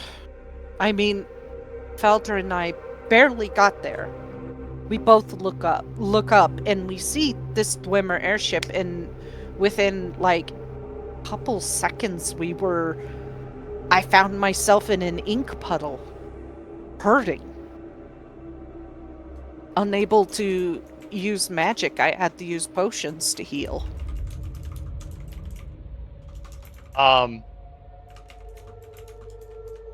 Being that she is also interested, I have this in the bag of holding. It says a key from the floating Dwemer ship before the betrayal. He will take it out and he will toss it to her. She'll catch it and look it over. That is definitely Dwemer make. This one is not well versed in magic, but if you ever wanted to find the ship, that was on it. Well, it would be more useful to you since you're wrapped up in this. Felder and I were only supposed to be scouts. I'm not at an age anymore to be doing that sort of fighting. My vision is starting to fade because I looked into Elder Scrolls. I literally opened them and looked at them. And he's like, sure. It out. The one person who sees him in the dark says, I'm losing my vision. Okay. She just kind of like tilts her head. You don't believe me. You're one of few people who have seen me. That, granted, was not one of my best times. I'm going to let you know now. There was a trick to being able to see you in the dark. It's a shout called Aura Whisper. It allows me to see life forces anywhere and through walls. Well, shit. This one can only hide for so long. Wait for the last Dragonborn. And she just looks around, makes sure the coast is clear, then looks at you, and you can physically hear her, like, you can hear her say, Las Yanir. I think there's, like, a pulse that ripples through his body, and he, like, can't control it. To the point where he's just like, what is that? And he leans forward. The spear does, like, come into more view briefly. That's one of my quiet ones. There are more than that, and I am fortunate enough that my shouting is an intrinsic part of my blood. It's part of my life force. It's not Magicka. So he kind of like thinks for a second and then does the like swatting the air in front. He's like, no, this one is confused by what is and is not Magicka. This one would leave that to the learned ones, like Pravari or Serinda or Mel. I thought Morakar guy looked pretty smart. I think I got off on the wrong foot with him, with my Nord camaraderie joking. He does laugh. He's like, well, that was not the wrong foot. You handled that. He liked you much better than he liked your children. Hoig is honestly the best, and Eja and Yoldi are amazing. I doubt you met Lunskar. He's a graybeard. This one will say that while Morakard, as you have seen, does... I've run into prejudices before. He is prickly, but you have he like does a motion with his hands like Nord here, and then raises a hand up higher. You're here. Due to your combat skills, he has seen you've proven yourself, and he is very much a man of action. So while this one And- was happy that your son did offer us food and shelter from That's the cold, one of your He's a daughters good can man. cook was Oh, great. I think it was Yoldi. She's the better cook. Ezja is better with magic. She's learning that, but Yoldi takes after me. She is a hunter, she is a cook. He does nod and is like, this one does applaud you. You have raised your children well, your kids well, much better than this one's Well, parents. I would love to have a talk with your parents then. There's an She actual smirks. growl. She gives a smirk. This one apologizes. No, don't. I mean, we all have our things. I lost my mother before my prophecy to illness. My dad, he lost his... He didn't lose his mind, so to say. He lost his heart. My mother was his heart. He couldn't take living in that house. So he left, and I misjudged and thought he died, and I had to do everything alone.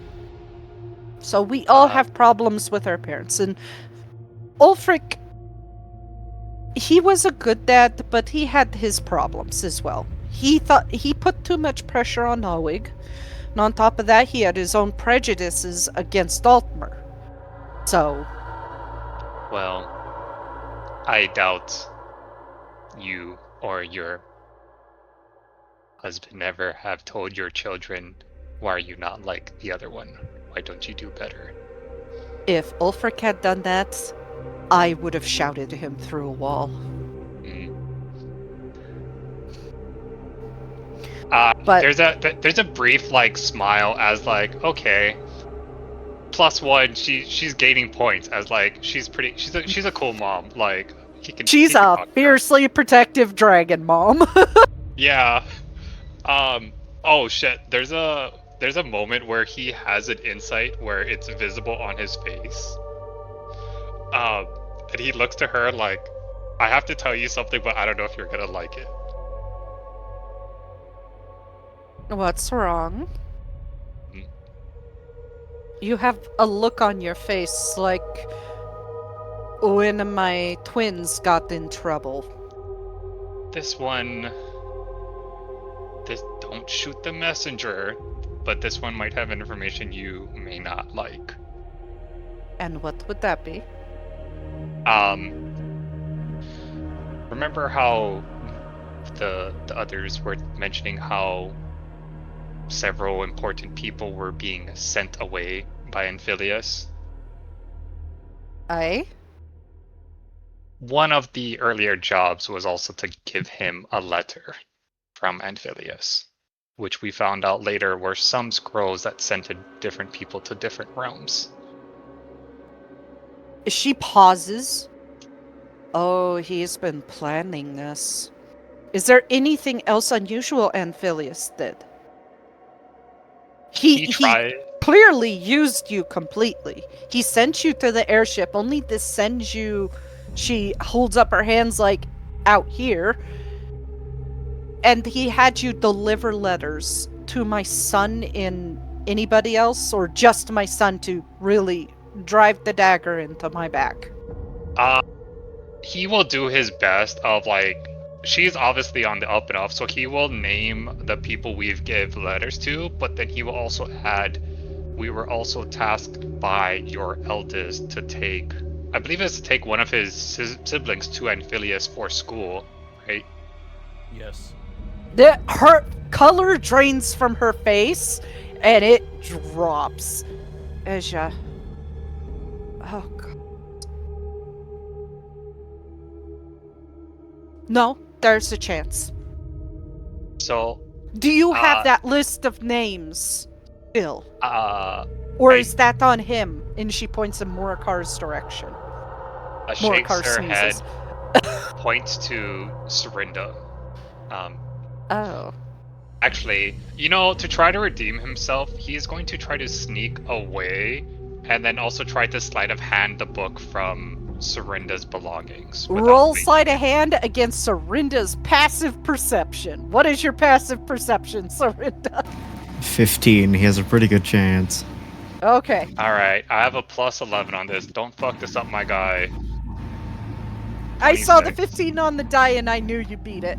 26. You managed to just ever so slightly pluck it out, and she's just watching as soon as you approach her. You have skills like Felter, and I think you'll like him. And she... He sighs and says, "This one has dull claws. This is all his claws are good for," and then hands her the book. Yeah, and she takes it and she flips through the names. Yes, there is still a chance. Vivek. What is Would your I know who Vivek is? Just what is your passive religion? 11? No, you don't. Not That's unless you fine. want to active roll for it. No, just Marriage. he's not No. religious or anything. That's purely. He's one of the living gods of the old tribunal of the Dunmer. Clearly, This one understands the words you said, but not the sentence together. so But continue with what you were saying. there used to be a trio of living gods called Vivek, Amalexia, and Sothasil. They used to rule over the Dunmer people in Morrowind. Well, it turns out they were false gods, not actual gods, just people with immortality. Vivek is still alive, and he's not on this list, which means he never revealed to himself to Amphileus. With any luck, he can get my daughter out of that situation before she, who is an extremely intelligent young woman and only knows one shout because I haven't taught her beyond that, because she's 15, get her out of there before Ezia figures out what Amphileus is up to.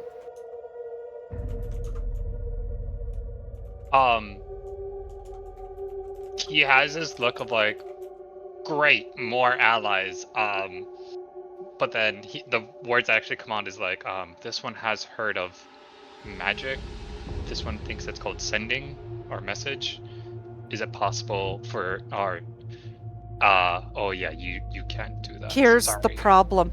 I do know that spell, but I currently do not have magic. I just have my shouts and my skill.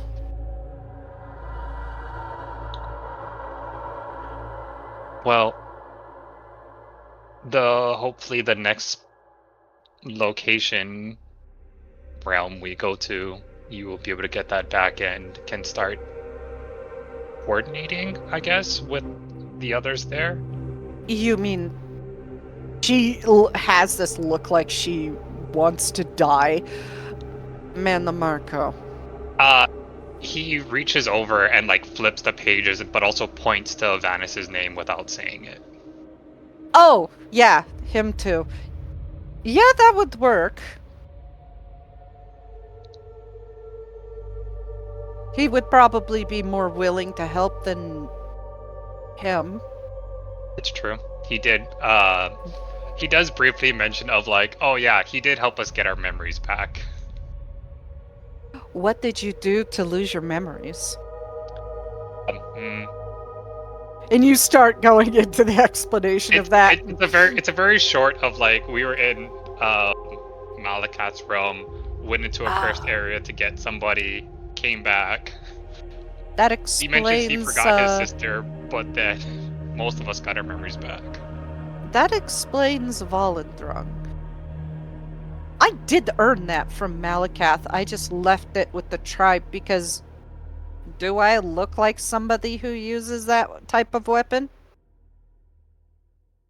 he gives this very snarky comment like, if your body is as strong as your mind, I'm sure you could do it.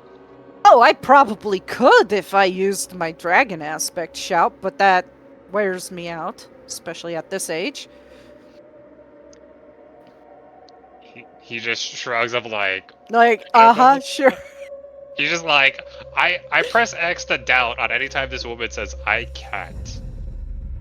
Just like, not to like put her up on a pedestal, but the fact that she's proven over and over again that she can do so many things is like, this one just wonders if you are being humble at this point.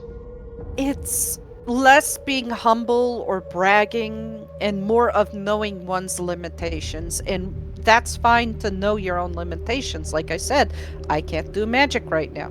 I don't wield the big weapons. I shoot the bows really well. I use a shield and an axe really well. I know how to manipulate my shouts appropriately. Well, things Morikar can do, I can't. This one did have a question. He reaches into his bag and pulls out like the thread from the trap that I guess was hers. He's like, were these yours? Yes, I set up those traps. He hands it back to her and is like, you are very good with your hands. This one would be interested to learn some if you were free to teach. I'd be free to teach once we're out of this damn realm. Okay. You can tell she really doesn't like being here. No, that's fine. He's just like, understood. She didn't say no. Yeah, no, she didn't say no. She is a very, very nice and helpful lady. And with that, morning really starts to rise up, and this is where we will take a break. We will be right back. Welcome back. Elder Rolls, talking, campfire, many things. Yeah. Getting to know people, talking about things. Yeah. Totally not sharing gifts of breaking noodles. I can't win. I just can't fucking win. Anyways. Welcome back.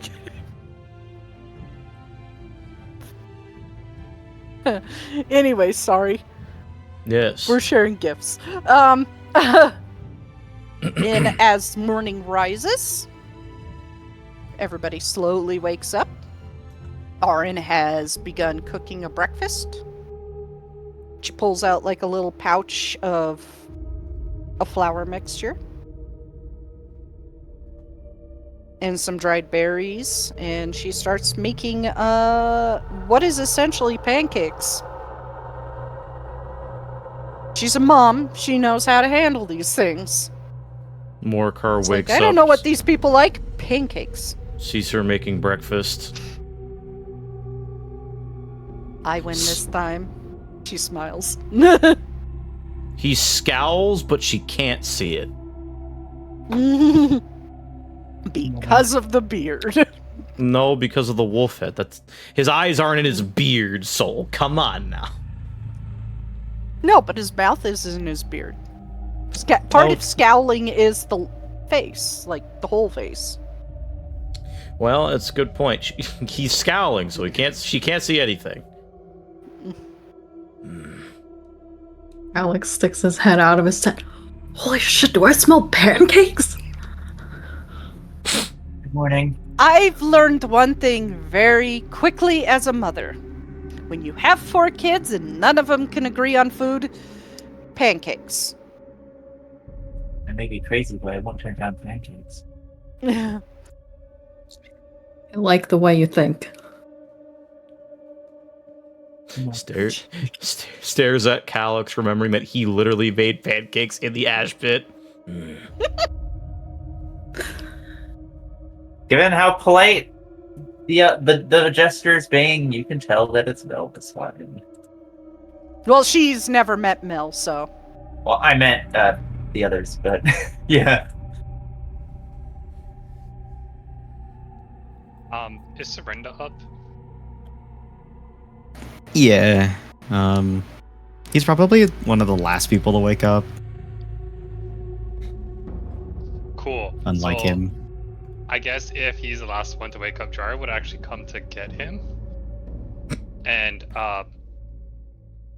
just for like shits and giggles, he's gonna try to like just kick him in the leg to see like if he wakes up. Serinda turns over and like looks at Jari, as if he's been awake but just laying there.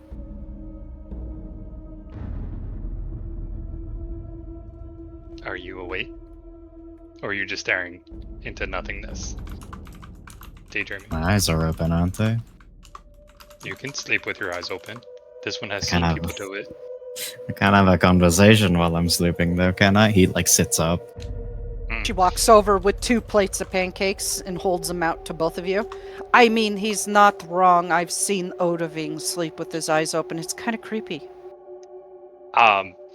He will take the plate and nod, and then out of like nowhere, he pulls the book back and gives it to Serinda.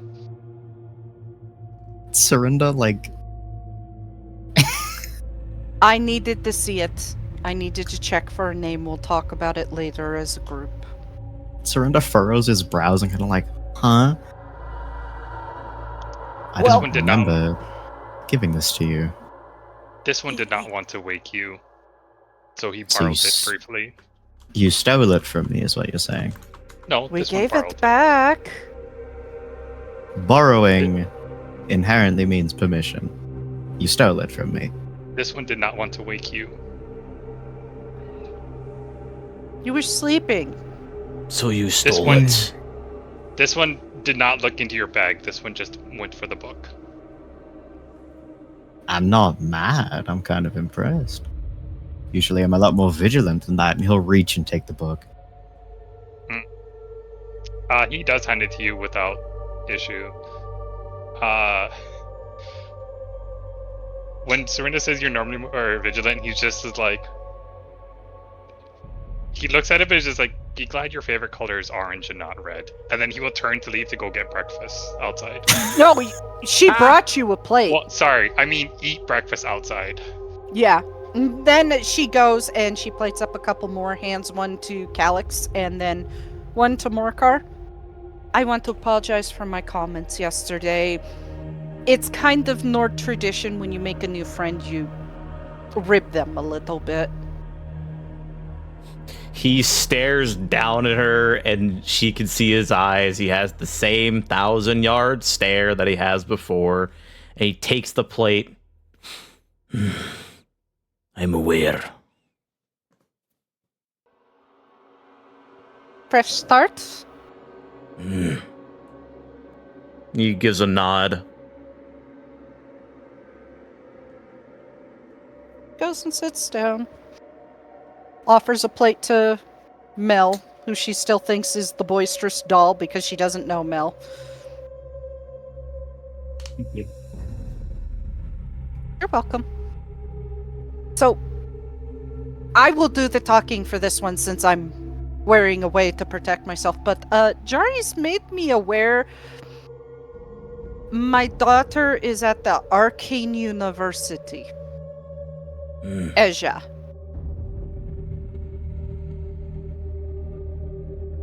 That's right. We escorted her there from Skyrim. So there's a problem. Eja's an extremely smart young woman. She's going to figure out Anphilius. I have no doubt in that. But I do know No. somebody that can get her out of there.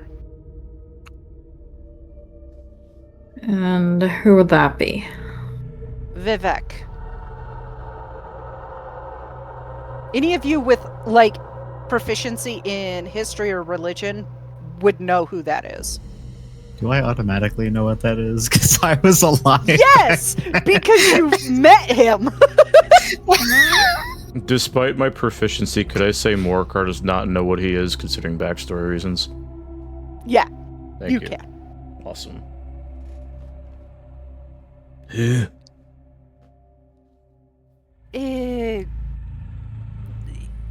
Let's just say he's pretty powerful. He's not. It's hard Right. to explain. Jari just looks to Morikar, someone even older than Serinda, and tries to smile like it's a joke. Way older. Let's say he was alive in the First Era. Like early First Era. So another Mer. That is. In a way, yeah. It's a little bit more complicated than that, but most Mer don't live that long unless you take, well, Manlamarco, Venice, Glarion, and Devathvir into account. Other than that, they don't live that long. So he is a great Jari just sage then. left.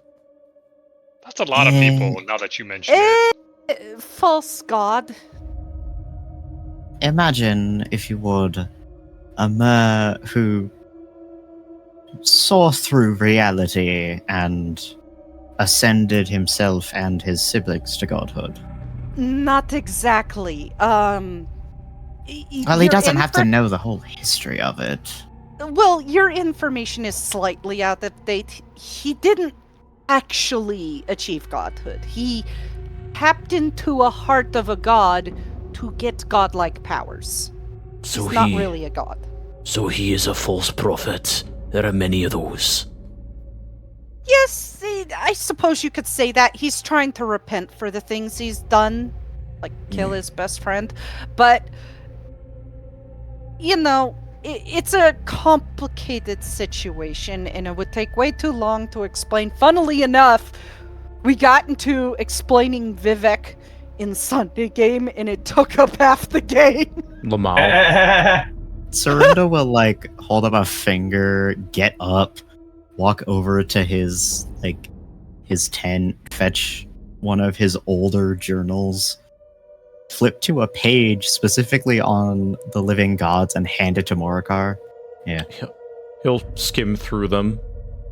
He'll skim specifically to parse that save Vivek like he's doing Control F.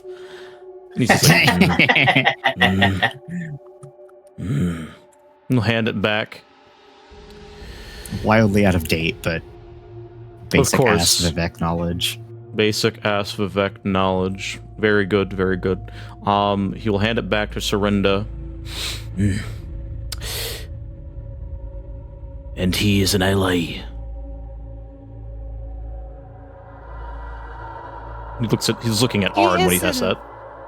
He is an ally. Feldrin, my friend, the one that I went to check out the airship with, knows him pretty well. Involved in his prophecies. So he could get her out of there, but there is a small risk. And that Because would clearly, be... because as you saw, his name is not on that list, which means Amphilius is not aware of him. Vivek going to get him is going to make Vivek stand out. And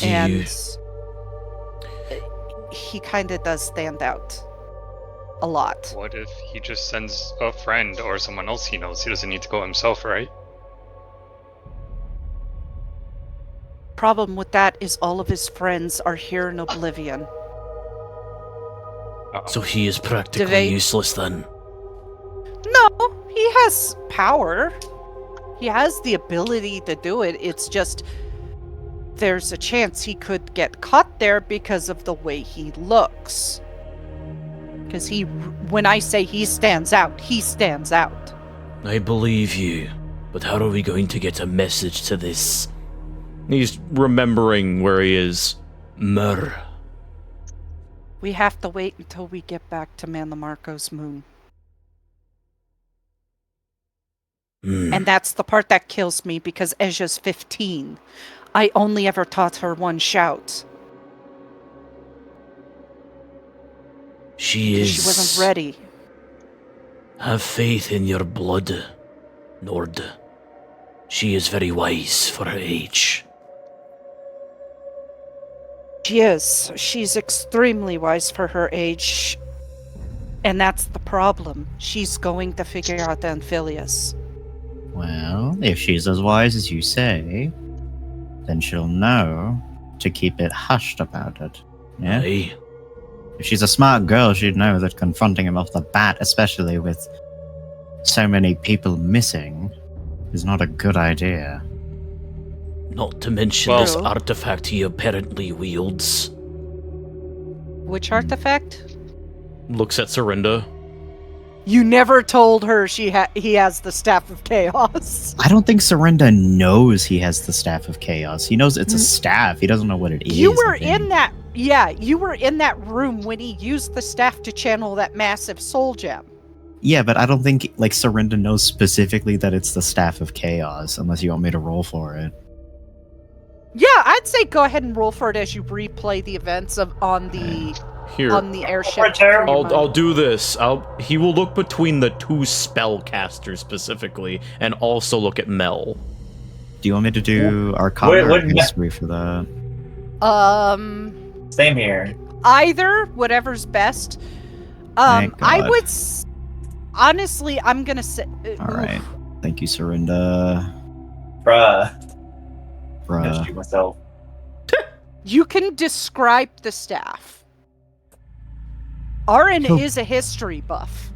Serinda will think for a bit and then, like, hold up a finger, pull out a journal, and start, like, rapidly sketching what he remembers the staff to look like. That would actually help her with her roll a bit more. Once he gets done, he hands over the journal to Aaron. Look like this. I don't remember what it was exactly, but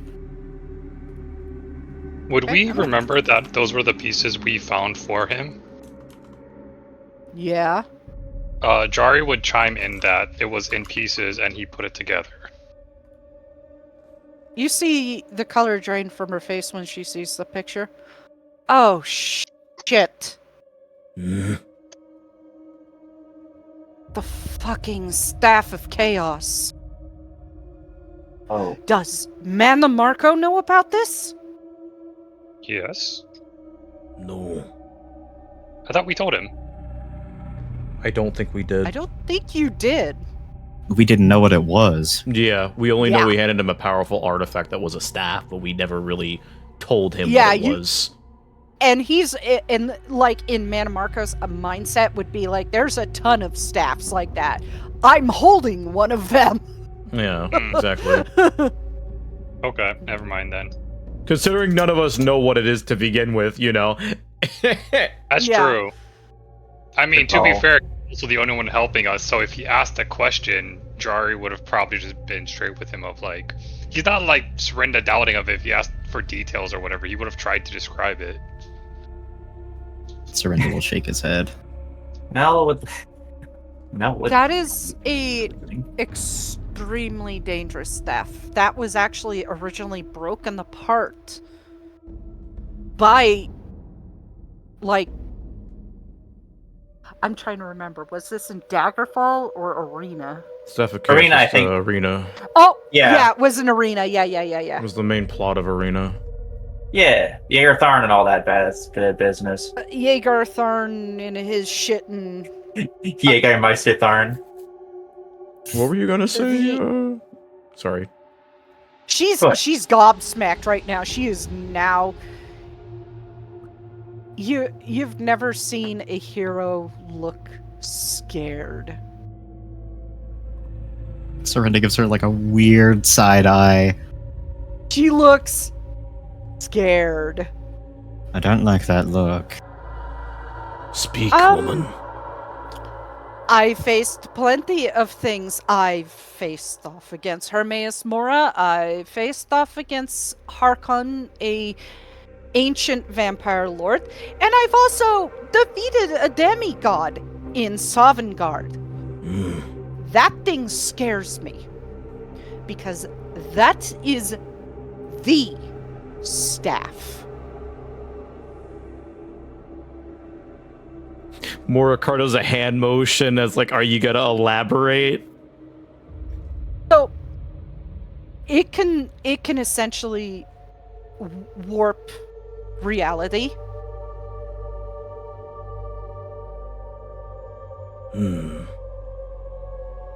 So like you've seen Man Marco's staff, obviously he loves that thing. This is way more powerful than his staff. It could probably shatter his staff into pieces. Could it destroy his realm?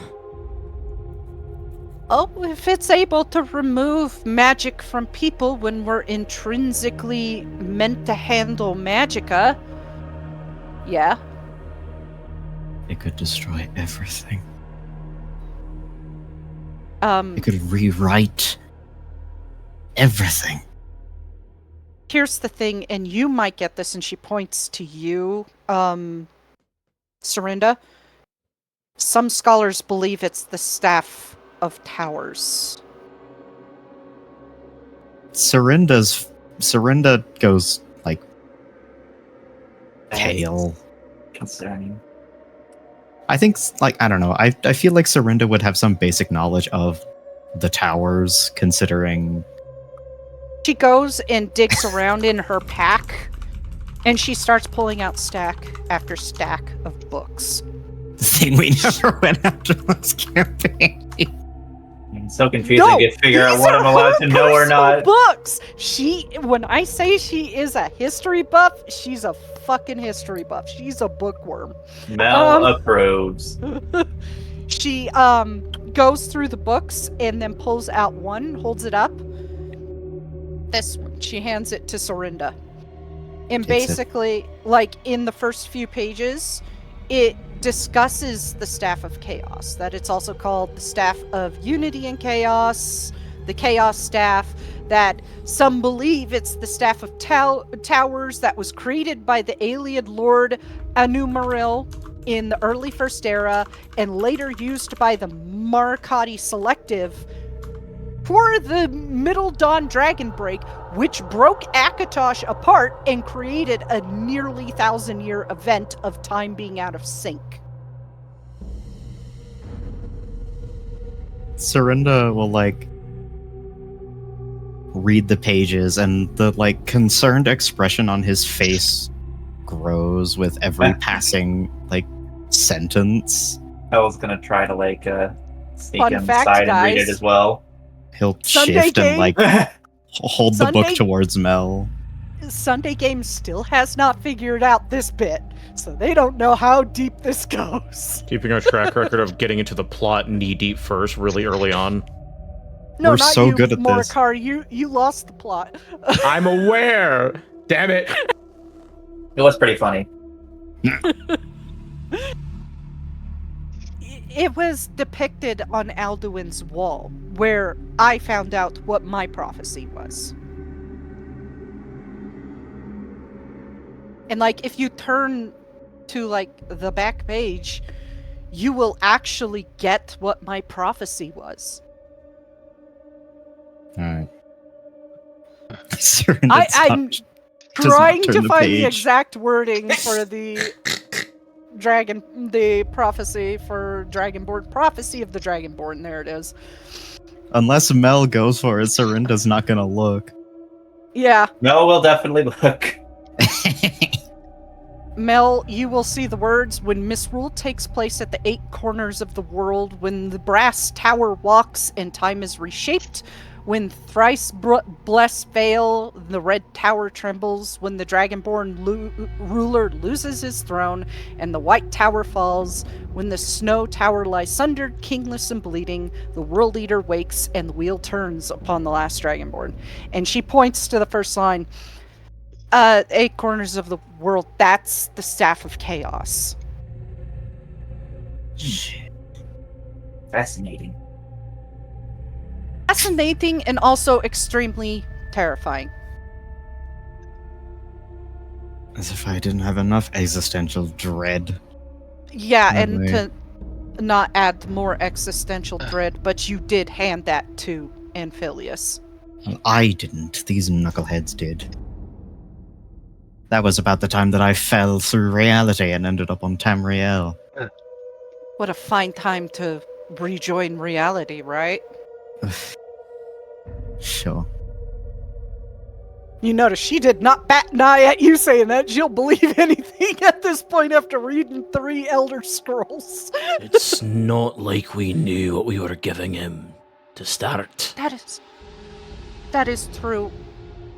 The best way to take it is to look at the situation and understand this is who you're dealing with. Somebody who is smart enough to take advantage of you and use you for his own purposes. And he never acted like this, as far as I understand, so he went off the deep end. And he is someone that has pissed off literally everyone that we know and more. The gods, rulers. Because I'm pretty sure there's a lot of Daedric princes and a lot of Daedric gods who do not want that staff back together. If it You is know how to as... use it properly? I mean, we're all here. Right, but like, is there a chance that he's not aware that he could fuck something up? The way I look at it is I'd rather have him understand it, because if he doesn't understand exactly what the staff could do, he could mistakenly destroy reality. That's what I mean. Is there a chance that that could happen? You know him better than I. Just out of pure chance, I hate to say it, but yes. There's always a chance for everything to go wrong. Great. Now I have to worry about the cosmic wheel turning on its side. Great. Excellent. This is what I wanted to live through. Oh. 2 reality-breaking disasters in one lifetime. Okay, so we need to get in order of things done. We need to get Glarior, and we need to get back, and I need to talk to Vanis and to Manmarco. On that matter, last night I saw a watcher heading roughly southwards. He'll take out the map and like point to where he thinks it was going. Like With roughly, purpose like the or rough moseying? area. It was on a mission, and if it was alone, but it was definitely going somewhere, and I think that since we have no other leads, that might be our best bet as far as directions go. As he finishes saying this, Morcar does look over to Serinda. This Watcher, I did not see it after you informed me about it, or any others that followed. It could be alone, but it could also be very well away from its intended destination by now. Well, we know where it was going. It doesn't matter if it's still there. It was heading south with great purpose. It wasn't wasting time. She motions to the map, and she's like, south is all of this.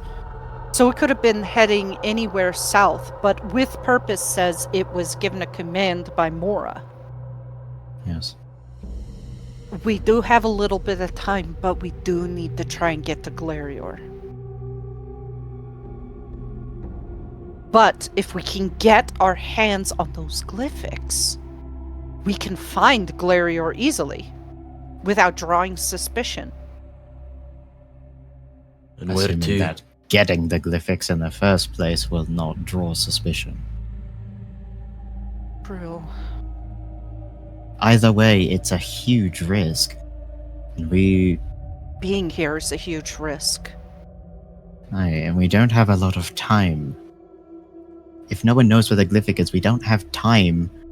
Well, we might have time, but he doesn't have time for us to go on a wild scavenger hunt across this, for lack of a better term, fucking massive plain. You said you were looking for somebody else. Other than myself and Glarior. Did we? Scrut. Yeah. The Watchling. A Daedra. Ah, yeah. Hmm. The Watchling, who's ambivalent to mortals. Ambivalent to mortals, but where's this Scrut's stance on helping mortals? Well, we were told that Scrut would be the most helpful, so, or most willing to work with us. Although, given that Scrut is a servant of Mora, I don't know how good of an idea that would be. Well, from what I've seen is most in my brief time in the Underdark the past 2 weeks, is most Watchlings do not interact with mortals. If this one's willing to interact with mortals, we may have a chance. Does it mean I'm revealing my face? No, not until we're sure. Because Daedra can betray their princes. If And do you pushed far really enough. think? Do you really think a Watchling would betray Hermaeus Mora? She shrugs. It must be some miracle. I've seen weirder things.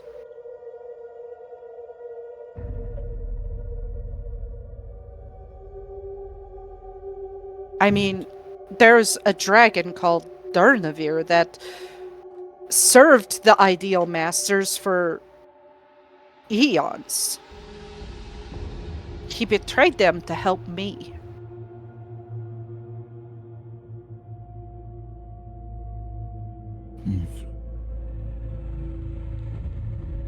I don't know.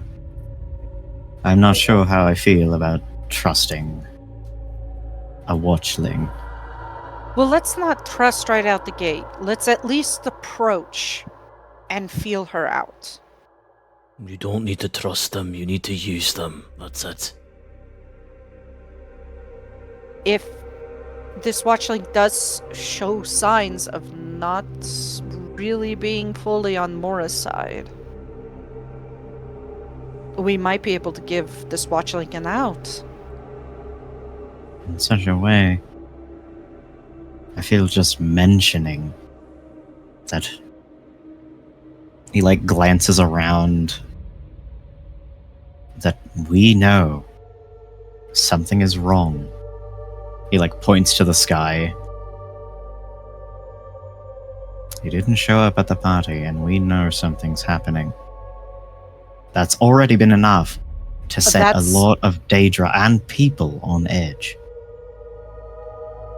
That's an easy solve. He's looking for myself and Glarior. Exactly, and the reaction... We're the two people that essentially spat in his eyes. The way she said that is like... That's many times. But the way the Daedra react to this information could be telling. Yes. And that's why I plan on keeping my face covered until we're 100% sure. Might as well keep it on until we leave. Well, yeah, that is true, but... There's no as soon as but. we grab Glarior, like I said, he's gonna be probably really freaked out. Seeing my face might calm him down. Seeing his staff might calm him down. We don't need him calm, we just need to grab him and use the amulet. Oh yes, and take him to the realm of the one prince that he fought against. That would make it worse. We need to calm him down first before we do that. Or someone can possibly lead them to becoming dangerous. From the back, when Jari disappeared, he just was gone. So when he speaks, it's like, where is his voice coming from for a split second? He's like, Yeah. What? Well, we also wanted to try to find the books, remember? So grabbing Glarior, then immediately leaving is only our must. We don't need the books here. We might. No! If we find them along the way, it's fine. But our objective I'm not is clear. I'm not doing a vampire's dirty work. Vampires' dirty work or not, judging by the name of the books, they're needed for something important. And I hate to say it, and believe me, I hate to say it, also don't scare me like that again, I'm nearly 50. He has a smile of like, yes, I did it. He does that. Get used to it. He does that, he's gonna give me a heart attack and I'm gonna join my husband sooner. Then your heart wasn't strong enough, Nord. There's definitely a lot less malice when he says Nord, as if he's doing it on purpose to not refer to her in the 3 other ways that he can. So You just see her blue eyes roll under the hood, like, oh.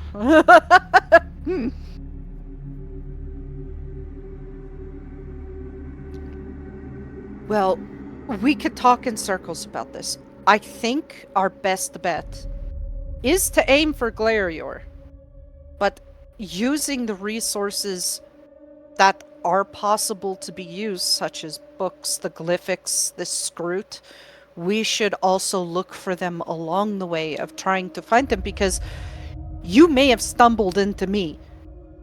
You got lucky. With Glarior, you're not going to get that lucky. He will be like a ghost in the wind. Immediately. You found my footprints because I panicked when I realized where I was. So you're saying it's gonna take a while to find him, so we may as well look for the other stuff on the way. That makes sense to me. Keep our ears and our eyes open, and if we hear anything relating to Glarior being found, we need to follow that lead immediately, grab him, and get out. Do you have a way to get back to the Necromancer's Moon? That's important. Points at Sort of points to Calyx. Calyx. Yeah, high five. He lifts Tracks, the amulet I mean, from behind his armor. good. Oh, we do have a quick way out then. Aye. I hate to say it, but I am going to point out the worst case scenario. There is a non-small chance that he will get found. We will not be able to save him immediately. That we will have to go back, tell Mannimarco what happened, recuperate, and come back and get him. Or have Mannimarco get him. I mean, like, 2 gods facing off against each other long enough to distract for us to grab a changeling.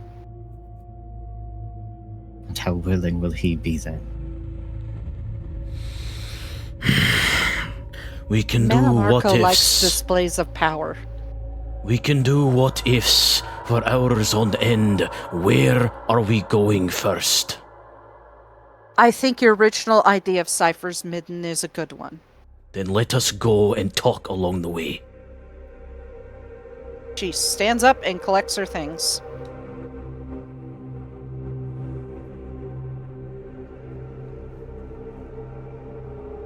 Breaks down camp. Good It's to ready go. to go. She goes out on the road and just waits for you guys. Yeah.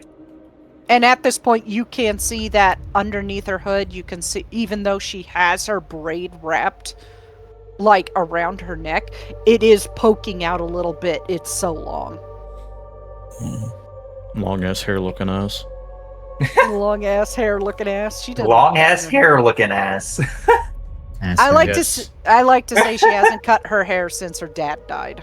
So Long ass looking ass. Yes. ass, So you ass, are a ass, horse. looking ass. Horse. Horse moment.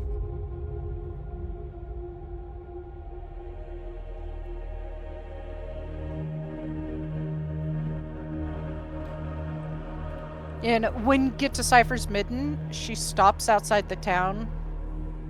They're all wearing robes with Mora's eye on it. And Do you really think I should go near that? Not really, no. I'll be hiding out under this bridge. Proceeds to look to see if there is a watcher nearby. Roll perception. I am using guidance. Can perceive you. I see nothing. You see nothing. Nothing. You also see nothing. We're surrounded by blind people here. Oh, Damn. Oh my god! Alright, now I feel like I have to do it. Yeah, That was Mel. almost a 19. Mel's like, I got Hey. this. Tap me up. I'm 20, baby. I'm going in. So everybody else is like looking around, bumping into people, like, You, Mel, you just stop in like the middle of the town and you just see like a little green watchling moving past. And Mel is just like, and points in that direction.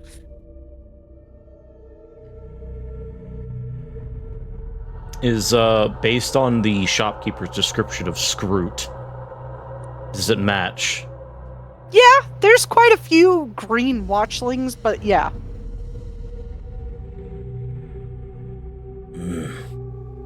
It could be Scrut. Might be. Might not.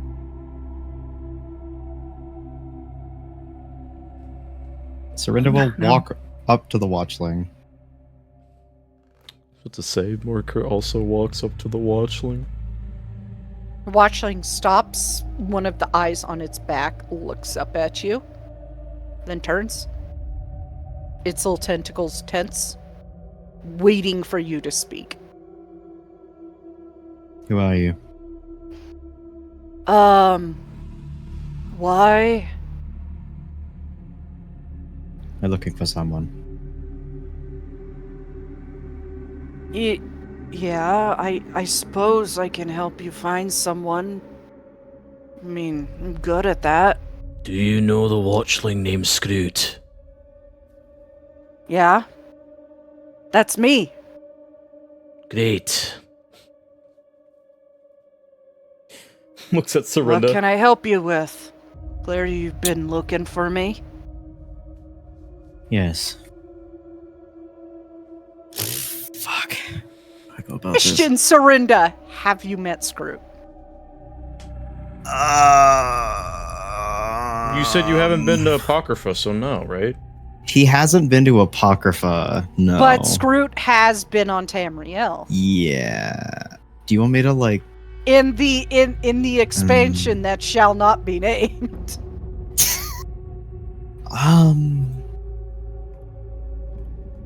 Considering Serinda's a Daedrologist, he probably takes every opportunity to meet Daedra he can. Yeah. I would say yeah, fuck it. If not, like, conversation, just, like, in passing. You do look familiar. And again, all you mortals do tend to look the same to me, but some do stand out, like a little short guy, wears black, uses necromancy, and another one is really tall, kind of looks like you. Do you remember the name? Either. It's been a few hundred years. Fennec, and you could see like that front eye kind of squint, like she's thinking.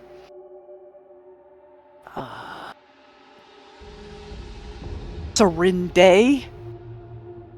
Close. It's Serinda. Oh, Shit, I knew your name was familiar. Fuck.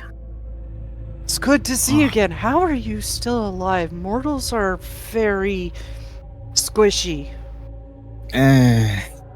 Long story. I've been in oblivion for the past 1,000 years. Maybe we should find a place to talk. Away Yeah. from, you could see, like, eyes on the side flicking around to the several people wearing eyed robes. without prying eyes. Yeah. Know any good spots? Yeah, there's like one of the bridges that lead out of town. There's that attic over there. Or we could just go down an alley. Um, The bridge out of town. yeah, that's probably safest. Yeah, I mean, like, I could definitely stop from scrying, but it doesn't stop ears from working. I don't even know how you mortals deal with having ears. Shakes her little body. Surrender shakes his head. I wish I didn't. Yeah, I'm sure. Hear weird things, I bet. And starts going. She waits for you to lead the way to which bridge you want to go to. By the way, that DM roll, that was me doing my is Scrut here roll, and anything that's 80 and above, yes, Scrut is here. I rolled an 83. Yay! We are chained to the narrative, thankfully. The narrative must happen. Yeah, Chat. baby. The narrative must happen. I think it's safe to say that we're probably gonna go back to the bridge where Arn's hiding out under. Yeah. Yeah. Surrender will fall. turn his she'll ass fall. right back around. The fucking stone turn of Morakar. Oh, we need the sound. Oh, fuck, we need the sound. Just a very quick. There it is. Yeah. Yeah. Him sliding into frame be like. Follows you out to that bridge and sees a masked woman sitting patiently under the bridge who stands up as you guys approach. Is this Scrut? Or... Aye. Yeah. Well, I can see you have a way to protect yourself from being heard already on, but I think a conversation in quiet would be a little bit more fortuitous. And her little tentacles flick out and a bubble, a dome goes around, so it's Liam and Tiny Hut. Yo! Who's Tiny Hut more like? Scrut's Tiny Hut! Scrut's tiny hut. So we are protected, essentially. Yeah, can't be Okay. scryed upon. Hey, this is the Surrender same one that would be- Vanus used, right? Oh.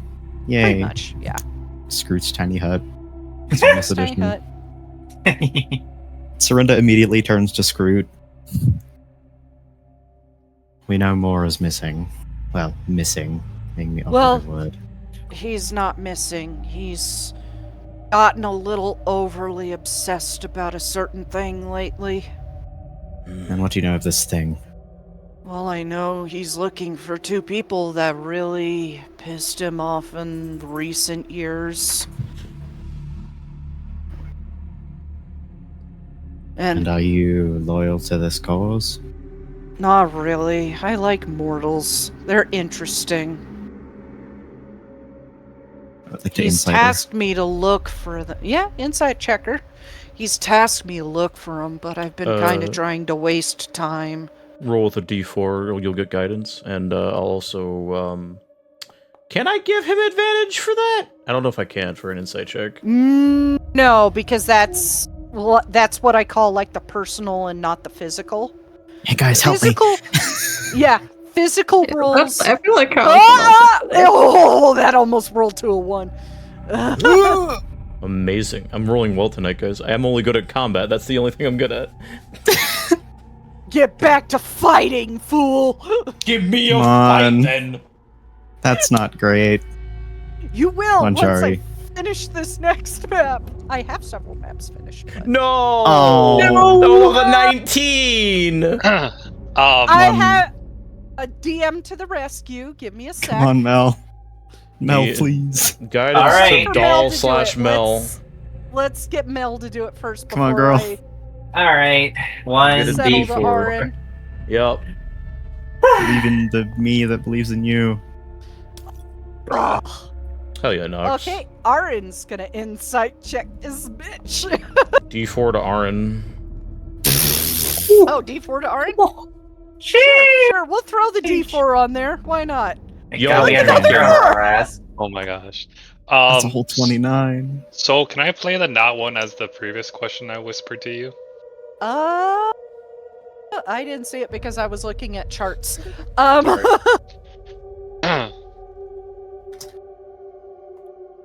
Yeah. Yeah, you could do that. Okay. Roll me a perception check. Alright. Not great, okay. Seems fine. Okay. Mom insight, yes. Mom insight is OP. It's just like that Yeah. head tip looking over the glasses sort of thing. Asian mom Dad moment does win. that all the fucking time, dude. Yeah. She just looks, then looks to you, Morcar. She nods. She's telling the truth. Very well.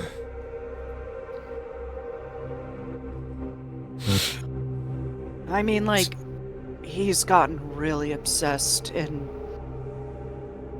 Ugh. I don't know what his obsession is with dragonborns. I mean, just get a dragon. They live forever anyway. Why do you She's want a so mortal that based. could do that? Oh, I miss Scrut so much, dude. You have no idea. Immediately, as Scrut says that, Morakar chimes in. It's not often that a mortal can house the blood of a dragon. Perhaps that's his Well, way. no. That's like the name Scrut. His obsession with rare things again. I mean, like, I've been on Tamriel, I've been all over Oblivion. Mortals are a dime a dozen. They all have their own special abilities, and if he tries to collect them all, then there's not anything special or rare, right? Like Pokemon. Catch 'em all. Yeah, it's like collecting all the Labubu's. It's not special anymore. Once you have them, you have them. It's like, now what do I do now? Exactly. Now I got all this shit in my... All I cared about was the thrilling chase. Once he garners everything that is special, then nothing is. Exactly. And I can't tell him that, because then I'll get toasted into oblivion. So I just act like I'm doing my job. Sounds To be like honest, we I'm tired of it. might be able to Arin, help just- each other then. Morcar, you see, like, the tops of Arin's cheeks rise, like she's just giving you a little toothy grin, like, I told you Daedra tend to betray their princes. He'll turn towards Calyx after he says that. Go on, Calyx. Well, we could help Mora get past this current obsession. Only way for him to get past this current obsession is to either kill them or take them off the board. And, well, I don't think you want to kill another mortal like that. No. Latter is where we may be able to help you. Okay, then what did you have in mind? We need to find these two people without Mora noticing. We already have one of them. Arin raises a hand. And she pulls down the face mask. I'm the Dragonborn. We're trying to find my friend. Look, Oh, you've been straight with us, we'll be straight with you. We were sent here, specifically, to find them, get them off this plane, and somewhere safe. Our interests align. You're back. then let's do that. I'll make Mora angry for a while, especially seeing as I'm kind of actually betraying him. I admire it. honestly. She shudders a little bit. Unsettles me that I have to do this. I don't really want to, but there's no other choice now. Do you know anything about where this Glarior could be? Mora did want us to search 3 places. He wanted us to search, actually 4 places if you include her. Wanted us to search the Tower of Unutterable Truths.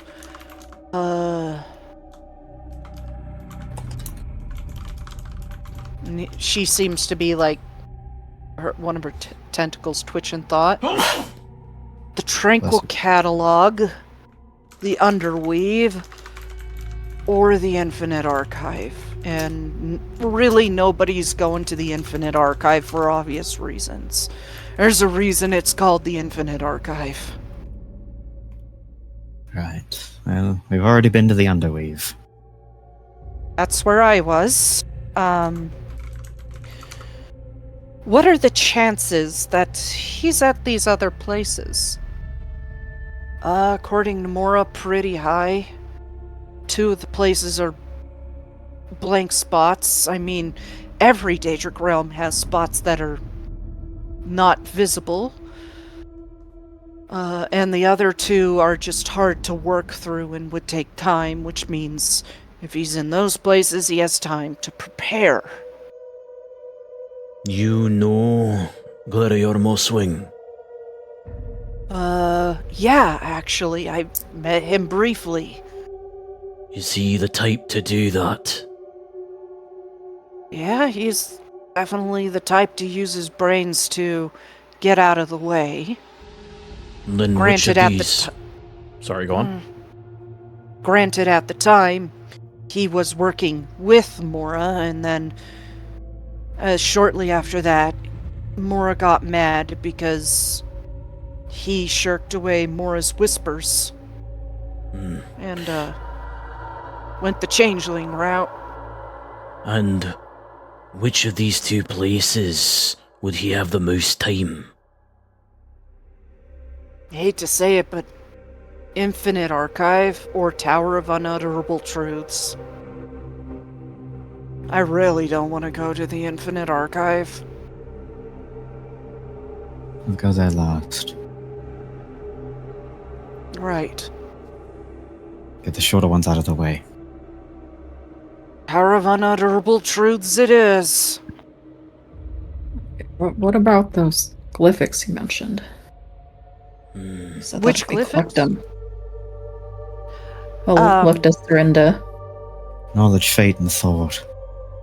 Oh, those are the 3 missing glyphics from Mora's library. They went missing from the Library of Forbidden a while ago, and nobody can seem to find them. In fact, they didn't go missing that long ago. Maybe like 2 nights? 3 nights? About the Jari would time speak up at you that, guys like, arrived. Wouldn't Jari then signs of like, wouldn't that be more of it's likely someone stole them than they went missing? Other princes have had other things stolen from their realms. Then that's concerning if they have access to those. As Jari says that, Morakar looks to Scrut. Have you had any interference with Molag Bal in the Apocrypha? Not that we're aware of. If he is in Apocrypha, he's in one of the blind spots. I didn't see any signs of Molag Bal down in Underweave, and I've been all over that. There might actually be a few traps still down there. You could also be in one of these places you don't want to go. That is true, but the biggest thing about being in places that we don't want to go, they're still visible to Mora. And if Mora picks up on another Daedric prince interfering in his realm, he's going to go right to it immediately. So it's in one of the blind spots. Which would that be? The Tranquil Catalog? Yeah, Tranquil Catalog is the other blind spot.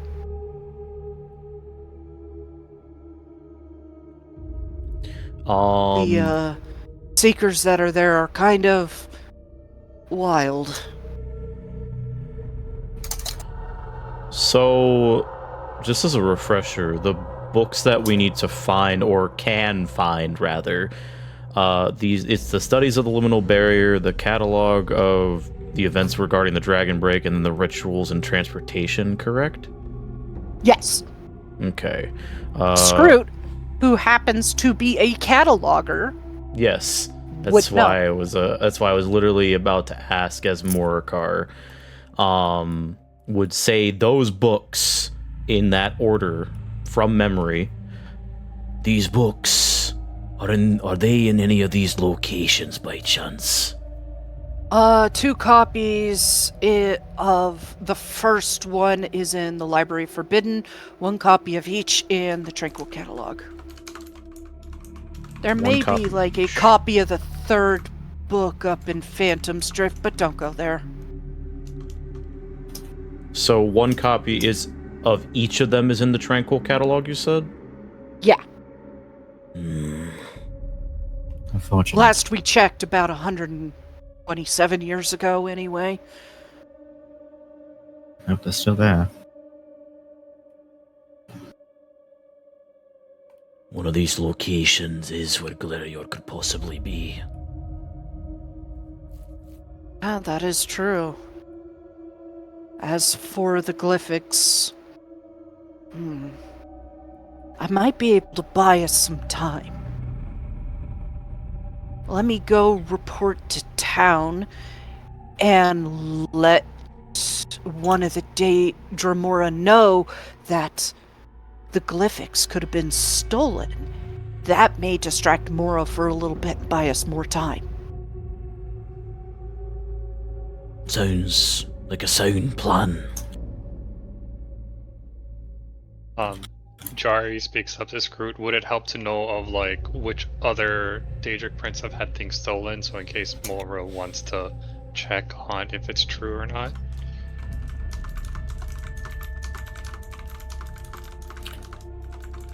I don't think so. You could see like her little eye flicking around like she's looking through something. No, just seems to be those 3 things that are missing. I still have access to information on this realm. For now. Once Mora realizes I've jumped ship, as you mortals call it, I'm gonna lose access to all of that. Would you want to leave, or would you just be put on timeout, or is death what would? I would most likely be discorporated. Would you theoretically want to come with us? Yeah. Great. Straight up like, yeah, I don't Yeah. want to die.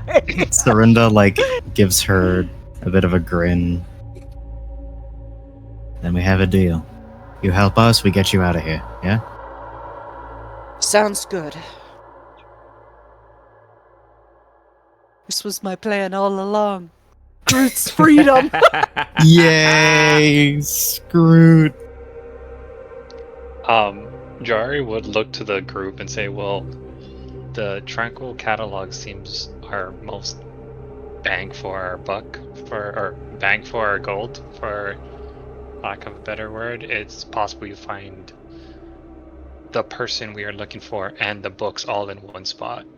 It is also the closest first. That is pretty idealistic, but we do need to keep in mind that the books may not be there, and Glarior may not be there as well. She seems a little bit looking more on the realistic side. Scrut looks at her. That's mildly depressing, but I like how you think. We'll go there first regardless. Aye. The fact that we have a lead now is all that matters.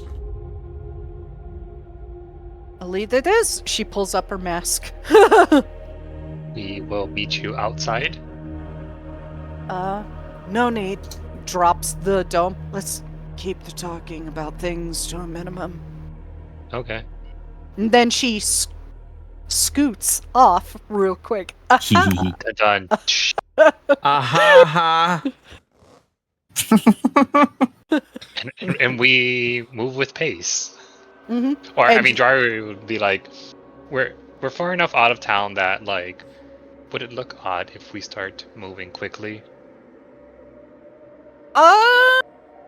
Not really. Just looks like you're moving with purpose. Daedric All right, planeswalkers moving with purpose. That's pretty normal, actually. Crazy. No, some people here might like no running in the library. No running in the Well, halls. unfortunately- Detention for you. No running in the halls. Detention Well, for you. fortunately for you, Literally, that Mora. rule should have applied to that watcher that was flying overhead, and he was scooting with purpose as well. Actually, When will you learn? at the mention of that, Serinda, or not Serinda, Jari will look to Serinda and Yoldi and be like, isn't that also possible the direction you said you saw the Watcher run? Roughly, yeah. So, Yeah. Quickly? We just need to be careful, I suppose, and just hope that watcher's not at the Tranquil Catalog. If it's there, it'll already be there, so keep your head on the swivel, as it were. Mm. And always look up. Aye. Always look up. And you guys scoot around town to wait for Scrut. Scrut eventually, about 30 minutes later, comes back. All right. Mora's gonna pass on the news to Lord Mora. He's heading toward the altar of the one who knows to tell him. And if There's no wasting any more time. Thank you for your information on those missing glyphics, strangers. Now I will carry my end of the bargain and help you do your mission for Mora. Or it's just like looking at her like, oh my god, she's a bad liar. And I thought I was terrible at lying. Jari also has this look of like, wow, someone who is also really bad at talking. Or I have to. helpless. I have to do a coin flip. Oh no. And Morakar just blankly looks over at Scrut. And I thought Jari was bad at lying. Aaron slowly puts a hand over your mouth. Shh. Serinda gives Morakar a stern glare. Like the kind of glare you give someone who's talking in a movie theater. A little bit of tech, please. What? Mouth covered.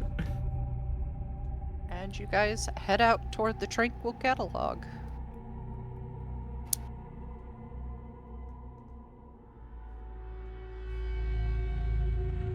In the late afternoon. Shall we head inside? And keep in mind, this is a blank spot. So, whatever's inside is, probably driven mad to because they're not connected to Mora anymore.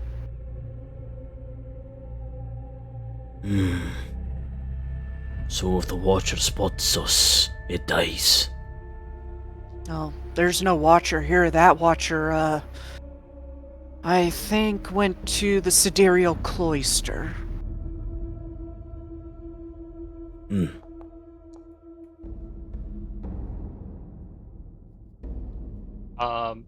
Jari looks at everyone and is like, this one can scout ahead if we're not sure what we're walking into.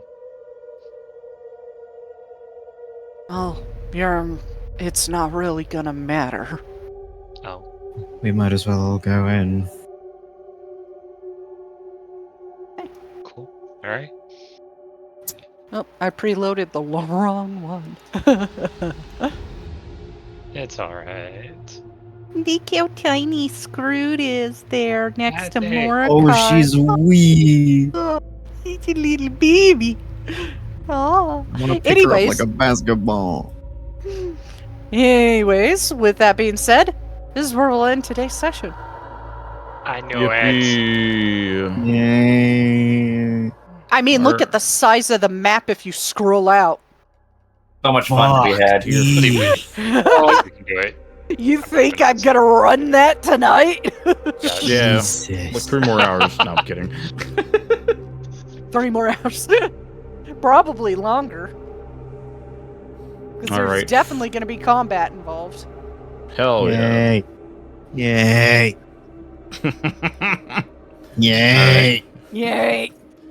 All right. Anyways, We will see you guys next Wednesday, hopefully. hey. Hope you have a Bye-bye. wonderful, wonderful evening. Good night. Good night.